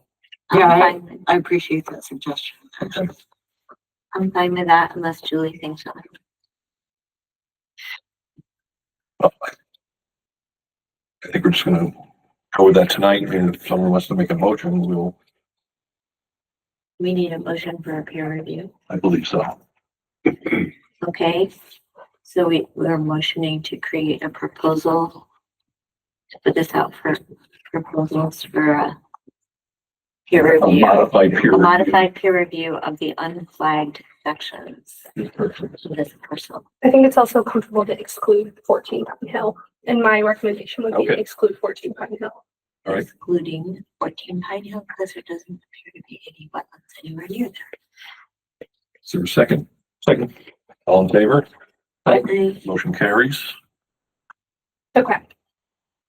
So you'll put something together that Yeah, this is the draft. makes some kind of sense. Yeah. So I drafted this. I didn't write up the language about this idea of excluding the flagged areas.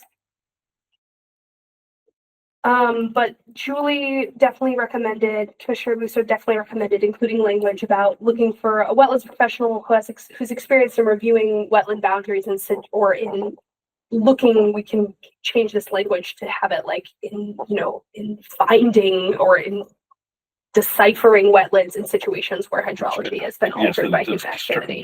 big disturbances have occurred. Yeah, so that could be hard to do also, but Right. Okay. And I'll set dates. Does the commission want to weigh in on dates? Should I set dates that I think will give us enough time, give people enough time to submit for peer review? what do we think? Some people don't even respond to RFQs, right? What do you think? When do we want? So yeah, proposals must be received by us in, we can say 3 weeks, the end of the month. Yeah, I was gonna say. This will be September after 1st. you return to town. Mm-hmm. Before our second meeting? So yeah, so we can say we want them by August. 31st, 31 days in August, right? August 32nd. That's a Sunday. That's Labor Day weekend, isn't it? I would Yeah. go one, Yes. I would Yes. maybe go one more week. Okay. After Labor Day weekend? Yeah. Knowing that the commission will make a selection on September 15th. Knowing that everybody. Yes. Okay. So.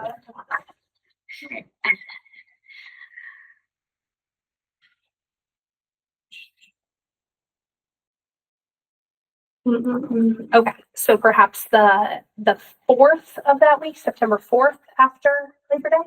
Okay, 4th is a Thursday. And then I'll fill in the rest of the days appropriately. Anything else that you would like? I just have one question on peer review. So Mr. Solura had to cut checks for about $2,000 because this is an ANRAD. And some of the commission members may know the history behind this, but others may not. So it might be beneficial to understand. The fees associated with ANRADs were an attempt back in the mid-90s to try to give Concoms, especially ones without agents, some relief, because it was a tall order for a typical Concom to try to go out and tackle something like this and review it.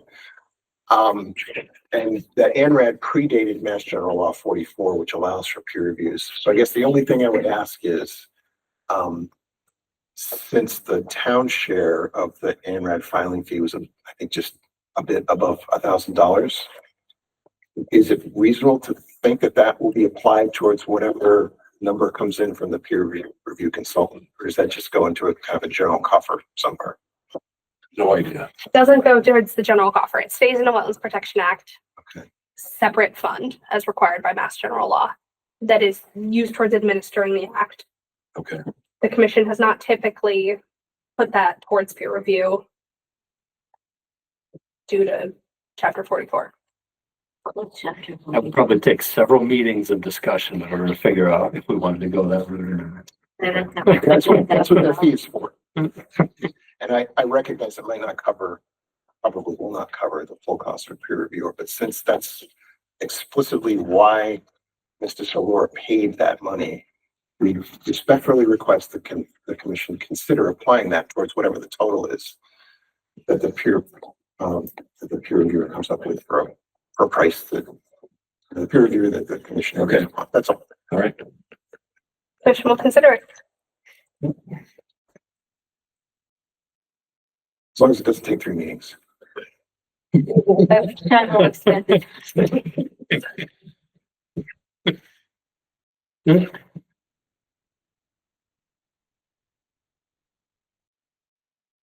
Any other questions from the public?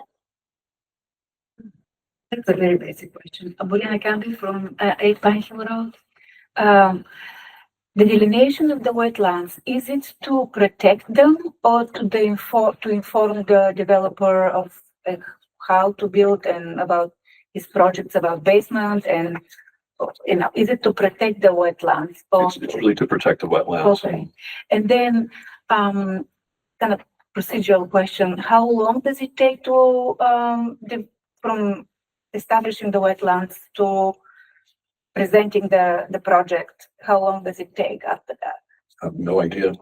Yeah, once this definition is, this ANRAD is approved, it'll be in place for 3 years.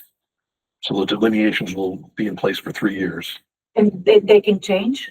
They shouldn't have to change for 3 Do they years. change from season to season? Don't you have to observe them? That from should be season to built season? into what has already been flagged. Okay. This was a springtime delineation, which is usually one of the wetter times. We saw it at, a drier point, but it was flagged during the earlier part of in the spring. So it was done at the right times to show, the most flow that it should see. But that's part of why they look at the soil, because the soil still would show that it was a wetland even during the dry. No, just noticing where the area of lacking of the wetlands. So it's in one kind of big rectangle there. That's where that is. Okay. All right. That's all set. All right. Thanks a lot. All So continue it to September 15th. Oh, yes. So can I get a motion to continue to September 15th? Motion to continue to September 15th. Second. All in favor? Aye. Motion carries. Thank you very much. Thanks. Thank you both. Thank you. Thank you. Thank you all. Have a good night. And the public is gonna be informed about the dates of those meetings, we have our addresses and everything, right?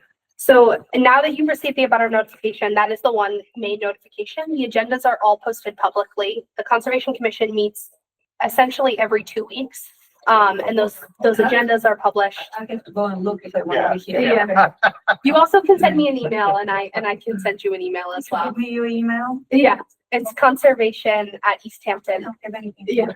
It's also on the, It's right there, conservation. yeah, it's on the agenda. Easthampton, MA. I just want to return your. Perfect. Yeah. I broke your pen. No worries, no worries. Thank you very much. Thank you all for coming. Thank you for your interest. Very Thank you. Thank you for accommodating our questions. Thank you. Have a good one. Thank you.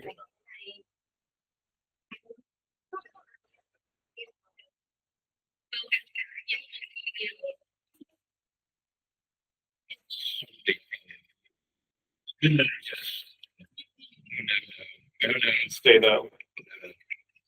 No request for certificates. Compliance. Any highlights on enforcement orders you wanna? No highlights on enforcement orders. Really? That times. This sort of, on their agenda. I would love to. We could take, so So we can take them, which. a little out of order, maybe. Show which, Great. So this is really coming under 9D, other agent updates. This was a conversation that I had with residents of Pomeroy Meadow today. So if you guys want to come on up and chat with us, come on up. Just getting by after midnight. Yeah. So, yeah, why don't you introduce yourselves? Hi, I'm Lillian Mason. Mike, nice to meet you. And so I reached out to Eva earlier this afternoon. I'd spoken on Thursday to the lovely gentleman from Building Permits. We are under contract to purchase 16 Palmer Meadow. And the goal in mind in purchasing the home is to be able to put 2 personal horses on the property. So given that it abuts the Manhan, we were concerned with if that would be acceptable. Oh, my understanding, so the conversation that I've had so far with Lillian is that almost the entire property is in the 100-year floodplain. okay. That's this purple, that's this blue dotted line, slashed line right here. This is 16.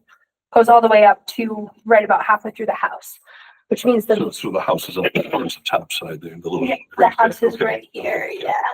Excuse me, what is the 100-year plan you're talking about? The You mentioned 100-year, that too. yeah, the 100-year floodplain. So that means that so this is the 1973, is that the correct year? Something like that. FEMA for maps. So when FEMA, the flood people, Yep. National Flood Organization, mapped what they thought was a 1 in 100-year storm, almost the entire property, including half the house, would flood in a 100-year storm. And that was in 1973. So I think it is safe to say that most climate scientists and wetlands professionals are convinced that the 100-year floodplain is less of a 100-year floodplain and more of a different, smaller number year floodplain. Meaning that it would flood more. Meaning that it would flood more regularly than 1 every 100 years. So We've never seen a man get that high, but, you know, it's been 20 years or whatever, but, yeah. So under the Wetlands Protection Act, it considers the 100-year floodplain part of a resource area called bordering land subject to flooding. Okay. So it has limitations on what kinds of activities can happen in that area. The main ones are no filling, dredging, or altering the area. So the concerns that Lillian spoke with me about earlier today were around putting a 3-sided barn for the horses to stable in within the 100-year floodplain, given that most of the property is within the 100-year floodplain, as well as electric fencing. The fencing I see is less clearly fill because it doesn't really displace much water. Correct. But I think structures are pretty You're gonna clearly. have to put foundations in and some kind of footings for some kind of, to hold the structure up. Right. And my reading of the act is that it's considered fill. Yeah, so, What's considered? the, A structure built in the It floodplain. displaces the floodplains and makes something else flood more because you put something in the floodplain in your backyard. the most analogous situation I can think of in town was Easthampton Rod and Gun Club, ages ago. I think they built something on their building and it's in the 100-year floodplain of the Connecticut River. So, so what they did was they figured out, how much actual, it is a wooden structure. So, it's got posts going down and whatever. So they figured out, oh, it's like, a cubic yard of actual stuff. And then what they needed to do is provide compensatory storage for that. So if they're filling a cubic yard, then they figured out how to subtract a cubic yard by digging out another area And removing that from the floodplain. Right. Or from the 100-year floodplain. Right. And so that's the performance standard for that bordering land subject to flooding. So you're basically just offsetting what you kind of filled up with just another part of the area. But they have to be at the same elevation too, which makes it a little tricky. And I did look at the contours. We don't have super precise. We just have the 10-foot contours here. But there's. Is the property pretty flat There's back there? It's incredibly flat. Okay. Yeah, and that's really what drives the interest. Okay. Right. You might notice as you go towards the intersection with, as you go like down the street there, if I'm thinking about the right place, when the city realigned the intersection at West Street, Glendale, Pomeroy Meadow, at one point, and to provide compensatory storage for that project, they actually demolished a house that was right along Pomeroy Meadow, I think. And then, took the foundation out and there's like a divot where the house used to be. Okay. So if I'm understanding that correctly, there's currently a shed that's in that similar location. If we were to rid of the shed and put the stabling structure in that place, would that be compensatory? We would be looking for the math that showed that there was no net. So you would probably need to you'd probably need to consult with an engineer to get that math. And then it would come to the commission in the form of a notice of intent, which is one of our wetland application forms. But your new construction doesn't need to be on top of the old construction, just has to be in the general area. Could be elsewhere on the property. It could be, you couldn't do it at the top of a hill, take the building away from the top of the hill and build your building down the bottom of the hill. That's gonna cause more of a flood for someone else. That's all. Right. The other thing I'll note is this yellow hash indicates priority habitat. That's what my next question was. Yeah, so that's priority habitat associated with the Manhan broader corridor. So those are for endangered or threatened species. So this comes up about here on your property. Yeah. So if you were to construct the barn past this point on your property, you would simultaneously file with the state endangered species people. Okay. And they would review the application to see if it would impact the endangered and threatened species that utilize the land. Is it just field now or is it woods or? It's just fields, okay. pretty much clear other than like decorative trees, like 2 or 3 decorative trees. There's some compost like piles that were from the previous. Okay. So Natural Heritage probably wouldn't have much of a problem with that situation. Yeah. Considering that it's basically someone's backyard lawn almost. Yeah. Is that one parcel? That one's excluded from everything apparently. I don't know. Well, no, they're not excluded from the floodplain. I turned the floodplain off. Okay, but there's no endangered species on that property. Who do they know? I guess the question I know can't answer now, what's the likelihood of us getting to that point if we went through the channels of an engineer? Because that kind of is dictating if we can move forward, if we want to move forward with this house. We won't purchase the house if we can't have the horses, essentially. I think it just depends on how much rigmarole you want to go through. I think the commission will, He's dedicated. the commission will entertain the notice of intent Yeah, that showcases compensatory flood storage. I don't want to speak, but it doesn't look like it's a huge problem. Okay, and even further to that, the fencing doesn't necessarily seem to be a barrier. I don't think think so. Yeah, I mean, the volume of you can use steel fence pole, steel. Just fences T-poles, just with electric wire. Yeah, so I mean, that's. Yeah, all very movable, contemporary.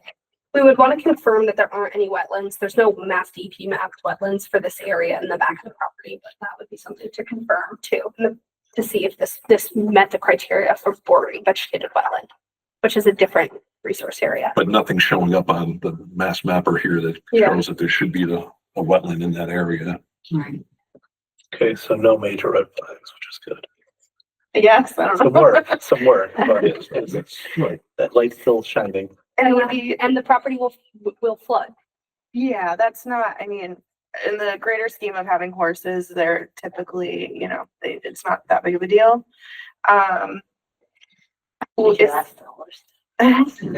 He's already lived in a flood, so his feet can get wet. I don't know all the rules in town as far as, if that property is, you can have horses on that property or whatever, but if it's a farm kind of area, I think it's all zoned agricultural. You confirmed that, that it was appropriate to have personal use horses, personal use farm animals on the property. And so with that, like say we were to, and maybe this isn't the right question, maybe that goes back to the other gentleman I spoke to, but would it be appropriate to move the horses there and not have a structure, and we could pursue the structure after that?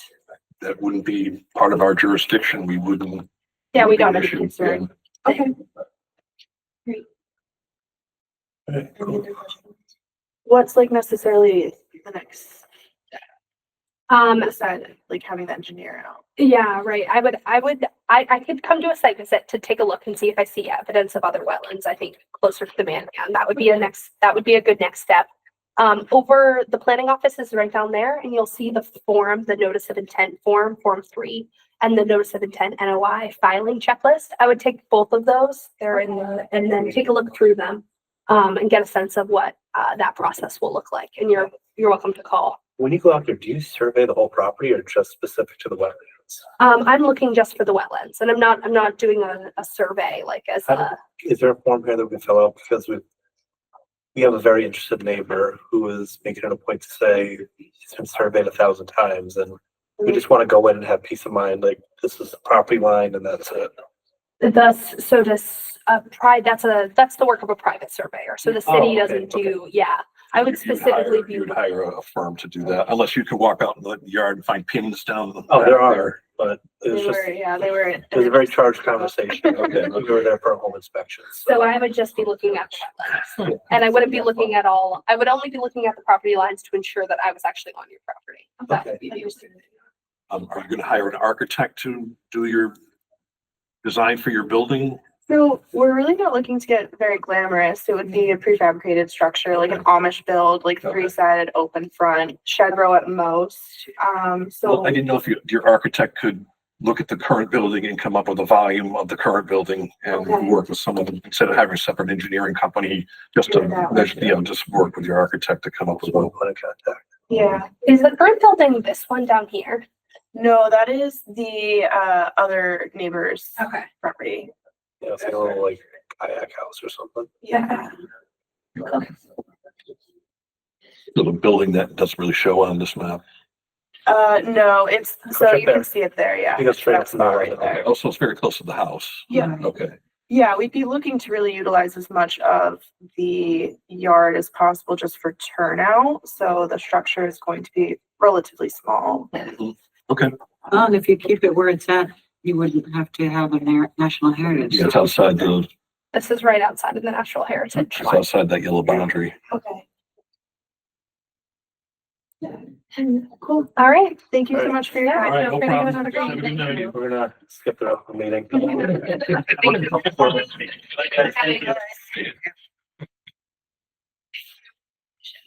Kind of an unusual one. Yes, yes.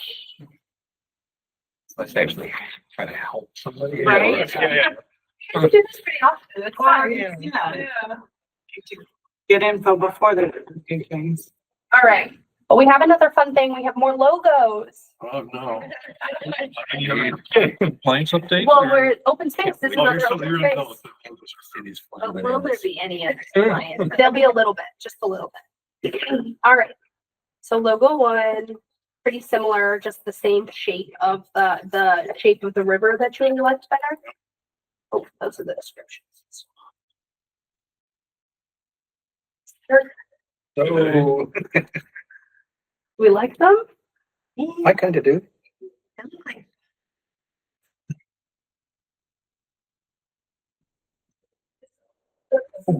This is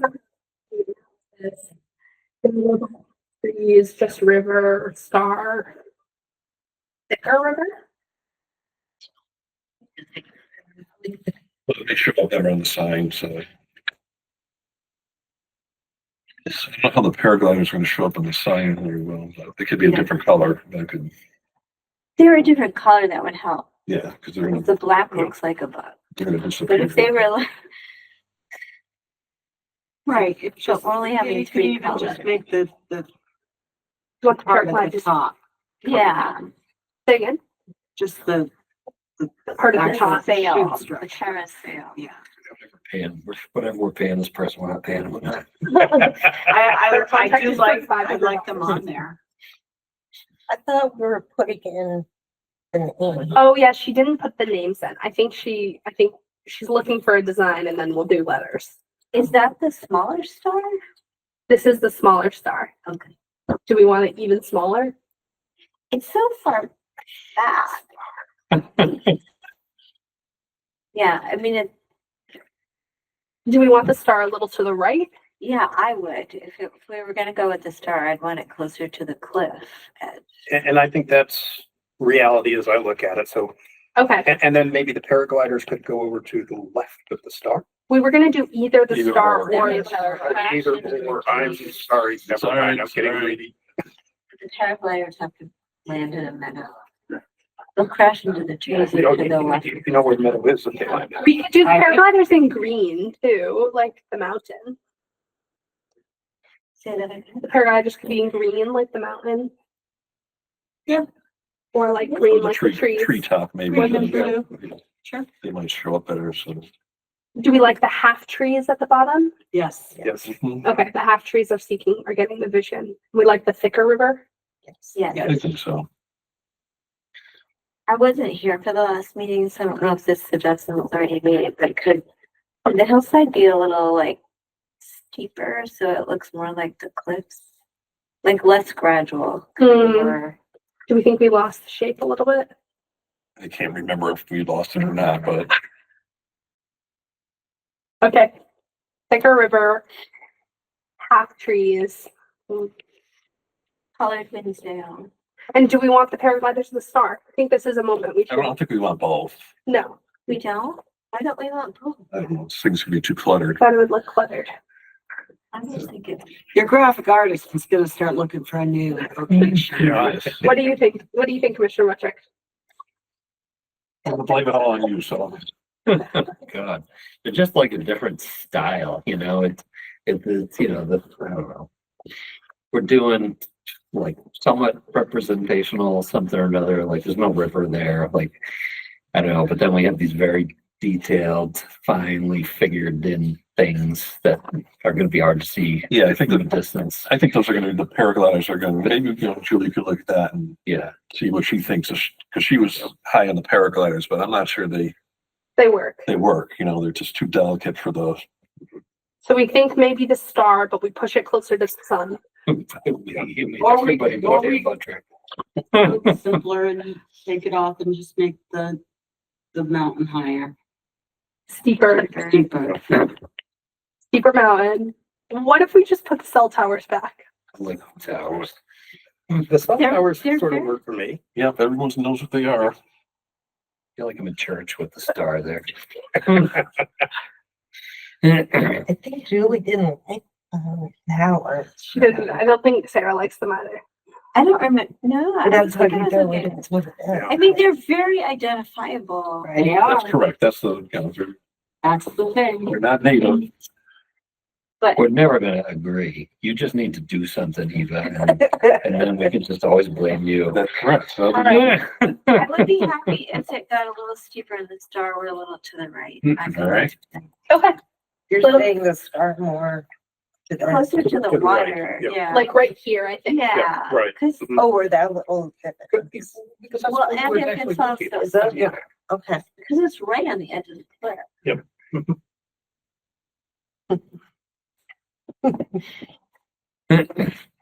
Okay. Looking at me. All right, we're going with the thicker river. We want we like the half trees. Yes. We really got there with the trees. We steeper mountain, star to the right. On the edge of the steep. Start rolling down. And I used to get these ads online for Okay, so the calamity closest one wear, is like it logo was like, 4. it was like the Blue Willow pattern, but with like aliens and robots on it. I know, I looked that up. I thought that was pretty good. Did I bring that up at last meeting? You did a couple meetings ago. And then I think we put the words up here, but we'll see how she wants to do the words. Mhm. Next meeting we'll have fonts. Is it upper? I think we liked upper. Well, she probably didn't want to put the words in until we knew if we want the paraglider. Right, correct. because she knows that's a whole different discussion. That's correct. Yes. But I mean, the words would go right where the paragliders are. Right, they could go over here. Yeah, that's true. All right. All right. I repeated myself too much. Send the Julie, see if she has cell service. Julie's off the grid in Ontario. We're not sending it to Julie. All right. All right. Enough for now. Good. Moving along. right. Very good. Compliance update. Compliance. Okay. All right. I kept them pretty minimal. So we have a new basin design for 6973 Loudville. And that they're coming to the next meeting to discuss. The next meeting, I'm not going to be here and it's going to be really robust. Oh, boy. I'm gonna be online. Great. Awesome. I think it will Maybe that the tech person can let me finish. we'll discuss that at the end of the meeting. Yeah. But I thought, yeah, Say a new basin. they're proposing modifications to the Oh. basin. So Yeah. that it works. Yep. So I think, they're welcome to come and I welcome the commission to review it. There's a folder in the linked in the I ongoing thought they're gonna be here project tonight updates. from some. Yeah, they wanted Diane's comments on I'm it. not complaining that they're not here. Totally. They wanted Diane's comments. Okay. Basically, they raised the bottom elevation from here, they say right there, from 187 to 188. All right. They raised it once already, or no? I just imagined. They did. Okay. They raised it once already. All right. Raised it with what? They just added Well, dirt. Oh, no. Well, what about all those The stones, stones? That's supposed to be removed. those stones are supposed to be removed. That's It's correct. Yes. They filled in the inch with stone. Oh, No, No, I'm just kidding. I don't, yeah, I Don't. don't. But we have the new stormwater report. They're gonna come talk to you and the commission. Last time the commission approved this, when they did it in 2024, the commission did this with a memo. Just a memo change. They counted this as a minor change, so not a change to the order. Okay. So I'm just gonna plant that seed in all your brains Alright. that we're not looking for an amended order. Minor change. All right. Great. Okay. The other update I have is for 109 Everett, The cemetery. the cemetery. They want to stop construction monitoring. They keep asking every single. They do. So bad. They want to stop so bad. It's really grown in. The question is, will the second stormwater basin fully drain? I saw it after one storm and it was drained. I saw it 85 hours after a storm event. It looks great.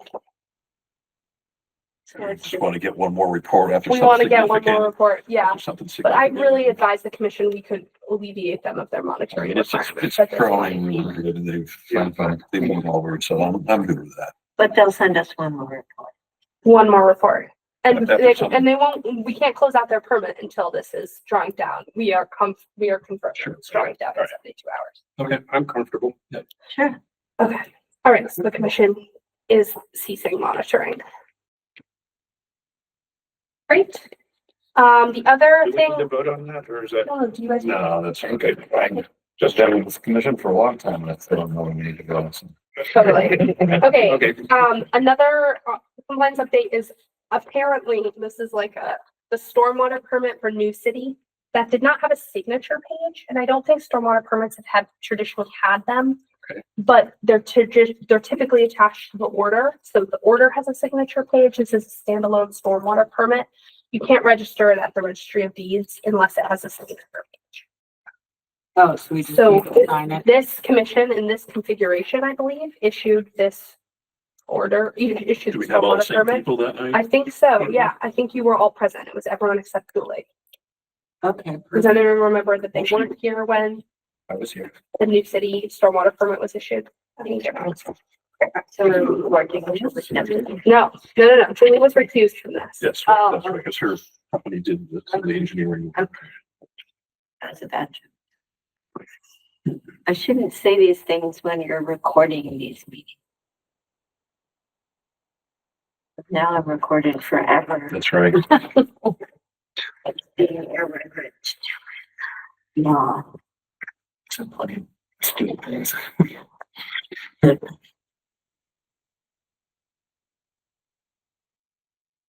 So, and people text me during meetings and be like,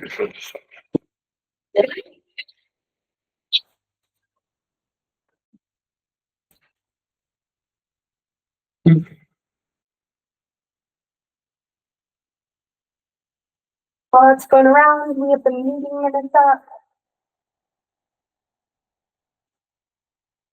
See, which are August. Thank you again. Yes, thank you. I read them. I move that we approve the minutes. Second.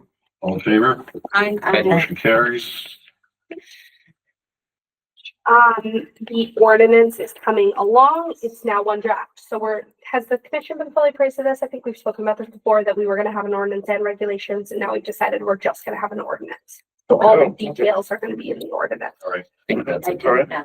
good idea. I did not know that, but Yeah, we went back and forth on it quite a bit, but that was really, senior planner Johanna Stacy's strong recommendation. We've written ordinances before, so she's been a real That's tremendous good. help with That's the awesome. department. Okay, And she's- great. That's a specific skill, you know, That's and it will be easier to decipher. Yeah, we're working through, we're plugging along. okay. The one thing I would put in regulations were like fees. Yes, They were we'll have a gonna- separate fee schedule. Yes, and we just recently updated that. We're gonna bring it on. Consequences for violating. No, I think our fines will be in the actual regulations or in the actual ordinance itself. Fine. In 90 years. But it should be $5. The other major thing I have for you all There you go. is, so the August 25th, I won't be here. The commission, Gonna take care of us. the commission's gonna be upstairs. I think you guys are gonna be up in city council chambers because Berkshire Design is bringing a whole bunch of people for 385. Okay. So, Okay. so Route 5 is off the agenda for that. So That's no good. Route 5. So, and the ANRAD is also off the agenda. We did a good job getting a couple things. Sure. So Spread it's out, gonna be, yep. it's gonna be all Berkshire Design all the time. Good. Um, Lots of big 385. projects though, so. 385 and 35. We should have our peer review report from Bucky Sparkle by then. Bucky may be present at the meeting or may not Okay. be. IT is gonna come and set the meeting at 6973 Loudville, so our Lebec associates will also be there. Bucky reviewing 380. 85, yep. Okay. I know we set that up so long ago. I know, right, yes. Yeah. Okay. So IT will set up the meeting, so you'll be on the second floor. IT will come start the meeting, press record, and then I need one of you to step up and be the technologist. That's the role I'm calling it for the evening. Okay. And so I would love to, Inspector Gadget over here. if you're familiar with Google Meet, we can, Not really. Okay. I've never yet really. so maybe we could find a time in the Okay. next 2 weeks to just go through it. I mean, it's really just, it's admitting people Mhm. and it's making people co-hosts so they can Sounds share. like fun. Totally. But IT will make sure that the meeting's getting recorded. The other alternative option I will present it for the commission, the planning director suggested the commission could decide to make this a non-hybrid meeting. And Let's do make that it then. in If it's person. a non-hybrid, I won't be here. Yeah, that's okay, but then maybe we should just do that and then we don't have to fool around with all the technology stuff. That's a possibility. There is still the presentation element of it, so we'll probably have a Google Meet going so that. Okay. Would it still get recorded so I could watch it later? Yeah, it will still be recorded. It's required to be recorded. Right. Okay. But then we don't have to let people in from the outside or answer questions from the outside people and, people online and all that. So, That's true. so let's do that. That's legal. You would have to state that before the meeting. We've done so many meetings with a hybrid option, like people might get mad, like if they're not allowed to join online. That was my thought too. Yeah. Yeah, people have gotten conditioned with COVID to be able to do everything. Well, if I'm running the computer, they won't be joining anyway. So like let them in. Strike that for the minute. No, leave My it in other there. thought was you, Heather, like I was I wondering. mean, I was gonna say, I'm very familiar with Zoom, running Zoom meetings, but not at all with Google Meet. Yeah, that's why I haven't used that at all. It's not- Yeah. It's very similar to Zoom. The Um, buttons are just in slightly different places. Maybe I volunteer Heather. Yeah, maybe we volunteered the wrong person. All right, Heather. I could meet with you, but we could meet online and you can show We me can show how to do it. Yeah, absolutely. Sure, it's not hard. It's I'm not sure hard. it's not. It's If super not if hard. it's similar to Zoom, then Yeah. it'll probably be. And IT will make sure, I think what the most confusing thing about that upstairs room is, we've been up there for CPA before, is just making sure all of the screens are on, but IT will handle all of that. So like, there's multiple screens. Which room are we?